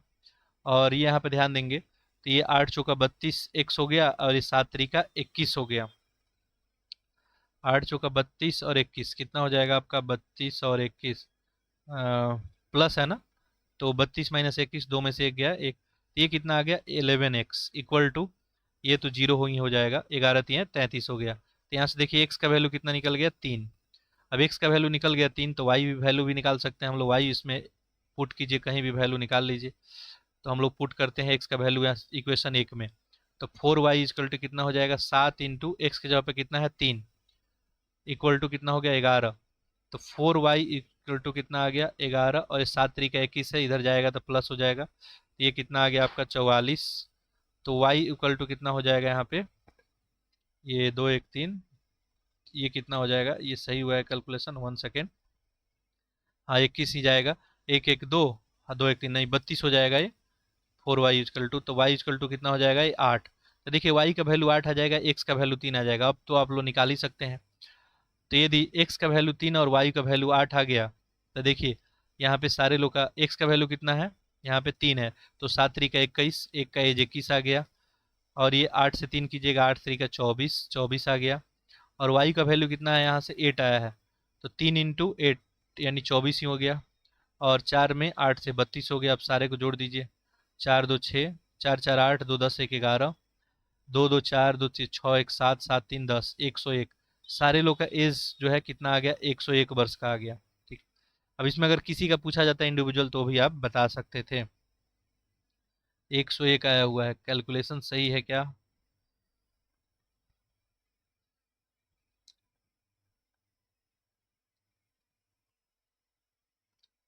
अच्छा, ये तो अभी जो है कैलकुलेशन ये ठीक ठाक नहीं हुआ है, बाकी एक्स वाई का वैल्यू सही निकला है। देखिए प्रश्न में क्या लिखा हुआ है उसके अकॉर्डिंग ही चलना होगा। देखिए हम लोग एक्स वाई का वैल्यू तो सही निकाल दिए हैं, तो पहला तो 7 इंटू 3 होगा, सही है, प्लस 8 इंटू 3 हो जाएगा, प्लस 3 इंटू 8 हो जाएगा, प्लस ये 4 इंटू 8 हो जाएगा, इतना तो होगा ही। इसके अलावा जो है इसमें क्या दिया था, तो 10 वर्ष बाद पूछा था सभी का आयु। तो देखिए ये तो हम लोग 10 वर्ष बाद क्या हो जाएगा, ऐसे तो 101 आ गया था अपने आंसर, और 10 वर्ष बाद क्या हो जाएगा, तो सारे लोग का एज 10 10 वर्ष बढ़ जाएगा, तो एक आदमी का 10 बढ़ेगा तो 4 लोग का 40 बढ़ जाएगा। ठीक है, तो ये कितना हो जाएगा आपका, यहाँ पे जो आ जाएगा 141। ठीक है, ऑप्शन यहाँ पे डी कर लेंगे। देखिए अगर 10 वर्ष बाद नहीं पूछा रहता तो आंसर क्या होता आपका, ए ही बनता। ठीक है, लेकिन ये 10 वर्ष बाद पूछा है तो इसलिए यहाँ पे 40 वर्ष तो बढ़ ही जाएगा। ठीक है, चलिए अगला देखिए, प्रश्न 134 है। पूछा गया है कि यहाँ पे 4 सेमी त्रिज्या वाले एक वृत्त के दो समानांतर स्पर्श रेखा के बीच की दूरी, 4 सेमी त्रिज्या वाले दो समानांतर स्पर्श रेखा के बीच की दूरी, तो ये तो आपका 2r हो जाएगा सिंपली, और 2r कितना हो जाएगा, 4 दूना 8 cm हो जाएगा, यहाँ पे आंसर क्या हो जाएगा 8 हो जाएगा। अगला देखिए, सबसे बड़ी संख्या क्या होगी जिसको 398, 436 और 542 से विभाजित करने पे इतना इतना शेषफल बचेगा। तो जब भी बड़ी संख्या पूछे आप क्या निकालेंगे, एचसीएफ, छोटी संख्या भी से एलसीएम, एचसीएफ निकालना है, लेकिन यहाँ पे शेषफल बच रहा है, तो 398 माइनस 7 कर देना होगा, ये कितना आ जाएगा आपका 391। 436 वाले से कितना शेषफल आ जा रहा है 11, तो आपको 436 में से 11 माइनस कर देना होगा, तो ये कितना बच जाएगा, 6 में से एक गया 5, 3 में से एक गया 2, ये 425 हो जाएगा। ठीक है, और 542 है। 542 में से 15 माइनस करना है, तो ये 12 में से 5 गया 7 हो गया, और ये 3 में से 1 गया 2, 527। अब देखिए इसी का आपको क्या निकालना है, एचसीएफ, हाईएस्ट कॉमन फैक्टर। ठीक है, तो इसका एचसीएफ जैसे निकालेंगे आपका आंसर आ जाएगा। अब ये सिर्फ निकाले तो आप सभी को आता ही होगा। ठीक है, देखिए जैसे ये 391 है, 391 को आप लिख क्या सकते हैं, तो ये 17 दूना 34, और ये 17 दूना 34, 5 1 17, 3 51। देखिए इसको लिख सकते हैं आप लोग 17 × 23, कोई दिक्कत नहीं होगा। वैसे ही इसको भी लिख सकते हैं 17 से डिवाइड करने पे भी डिवाइड नहीं हो जाए, देखते हैं। अगर डिवाइड हो जाए तो काम हो जाएगा अपना। 17 दूना 34, 17 दूना 34, ये 12 में से 4 गया 8। हाँ, ये 17 × 5 = 85, इसको क्या लिख सकते हैं, 25 × 17 लिख सकते हैं। ठीक है, अब देखिए 527 वाला अगर डिवाइड हो जाए 17 से, 17 इंटू, ऐसे आपको नहीं आता है कुछ भी तो पहले 2 का निकाल लें, फिर जो भी आता है उसे तीसरा का निकाल लें, जो नॉर्मल मेथड है। ये 17 दूनी 34, 17 × 3 = 51, और 1 और 7, 17 × 17, यानी ये भी क्या आ गया, ये भी आ जाएगा। ये हो गया आपका 31 × 17। अब देखिए एचसीएफ निकालना है, हाईएस्ट कॉमन फैक्टर, तो हाईएस्ट कौन सा दिख रहा है, 17 ही तीनों में, तो आपका आंसर यहाँ पे क्या बन जाएगा, ऑप्शन ए बन जाएगा 17। अगला देखिए, बहुत ही आसान सा प्रश्न है, ये पूछा गया है कि 5, 15, 20 का एलसीएम और एचसीएफ का अनुपात। तो सबसे पहले एलसीएम निकाल लीजिए। एलसीएम निकालने के लिए क्या करेंगे, यहाँ पे 5 है, 15 है और 20 है। ठीक है, लोएस्ट कॉमन कॉमन मल्टीपल निकलना है, तो ये 5 एकम 5, 5 तिया 15, 5 चौका 20 हो गया। अब देखिए ये 5 तिया 15 दूनी 60, कितना ये एलसीएम कितना आ गया इसका, 60 आ गया। अब आपको एचसीएफ निकालना है। एचसीएफ निकालना है, देखिए तीनों में हाईएस्ट कॉमन फैक्टर क्या बनेगा, 5 बनेगा क्या, 5 तिया 15, 5 चौका 20। तो एचसीएफ जो है अगर निकालते हैं इसका, तो देखिए 5, 15 और 20 है, तो इसको लिख सकते हैं 5 × 1, इसको लिख सकते हैं 5 × 3, इसको लिख सकते हैं 5 × 4। देखिए तीनों में आ गया 5, हाईएस्ट कॉमन फैक्टर, यानी एचसीएफ कितना हो गया इसका, 5 हो गया। बस, तो हम लोग एलसीएम निकाल लिए 60, और एचसीएफ कितना हो गया, 5। रेशियो ही तो बताना है इसका, तो 60 बटे आपका ये क्या हो जाएगा, एलसीएम अपन एचसीएफ, यानी 5 से हो जाएगा 12, 12:1 आपका आंसर आ जाएगा। ऑप्शन डी बन जाएगा यहाँ पे। अगला देखिए 37, पूछा गया कि ध्यानपूर्वक पढ़ना है और कीमतों के अनुसार इनको सजाना है। ठीक है, सबसे ज़्यादा किसका कीमत है, ऐसे करके आपको सजाना है। देखिए यहाँ पे सोना, लोहा, रेत, तांबा और चांदी है। ठीक है, कीमत के अनुसार आप सजा सकते हैं। देखिए सबसे ज़्यादा कीमती कौन हो जाएगा, इसमें सोना ही हो जाएगा। ठीक है, तो एक सबसे लास्ट में आएगा आपका, और इससे कम आपका क्या हो जाएगा, चांदी। और इसके बाद देखेंगे तो इससे कम हो जाएगा आपका तांबा, और तांबा से कम हो जाएगा आपका लोहा, और लोहा से कम हो जाएगा रेत। ये 3, 2, 4, 5, 1, ऑप्शन बी हो जाएगा। अगला देखें 138, यदि किताबों को घड़ी कहा जा रहा है, किताब को घड़ी बोला जा रहा है, ठीक है, और घड़ी को क्या बोला जा रहा है, बैग। बैग को शब्दकोश में कहा जाता है, और बैग को शब्दकोश कहा जा रहा है, शब्दकोश को खिड़की कहा जा रहा है, तो किताब ले जाने के लिए किसका उपयोग किया जाएगा। ठीक, देखिए ये तो बिल्कुल शब्दकोश ही प्रयोग किया जाएगा, ऑप्शन ए हो जाएगा। ठीक है, चलिए आगे देखते हैं 139। ठीक है, देखिए ये प्रश्न किन्हीं किन्हीं को समझ में नहीं आया होगा। देखिए किताबों को घड़ी कहा जा रहा है, ठीक है, तो देखिए किताब है, इसको क्या कहा जा रहा है, घड़ी, घड़ी। और घड़ी को क्या कहा जा रहा है, यहाँ पे आपको बैग कहा जा रहा है, बैग। ठीक है, इसके बाद बैग को देखिए क्या कहा जा रहा है, बैग को शब्दकोश कहा जा रहा है, सिंपल सा बात। तो यहाँ पे किताब को ले जाने के लिए क्या प्रयोग किया जाएगा, तो यहाँ पे आपको, अच्छा शब्दकोश को खिड़की भी बोला जा रहा है, भी है। किताब ले जाने के लिए किसका उपयोग किया जाएगा, किताब ले जाने के लिए हम लोग, यहाँ पे शब्दकोश शब्द आपका उचित हो जाएगा। ठीक है, तो किताब ले जाने के लिए हम लोग क्या प्रयोग करेंगे, बैग का प्रयोग करेंगे, सिंपल सा बात है।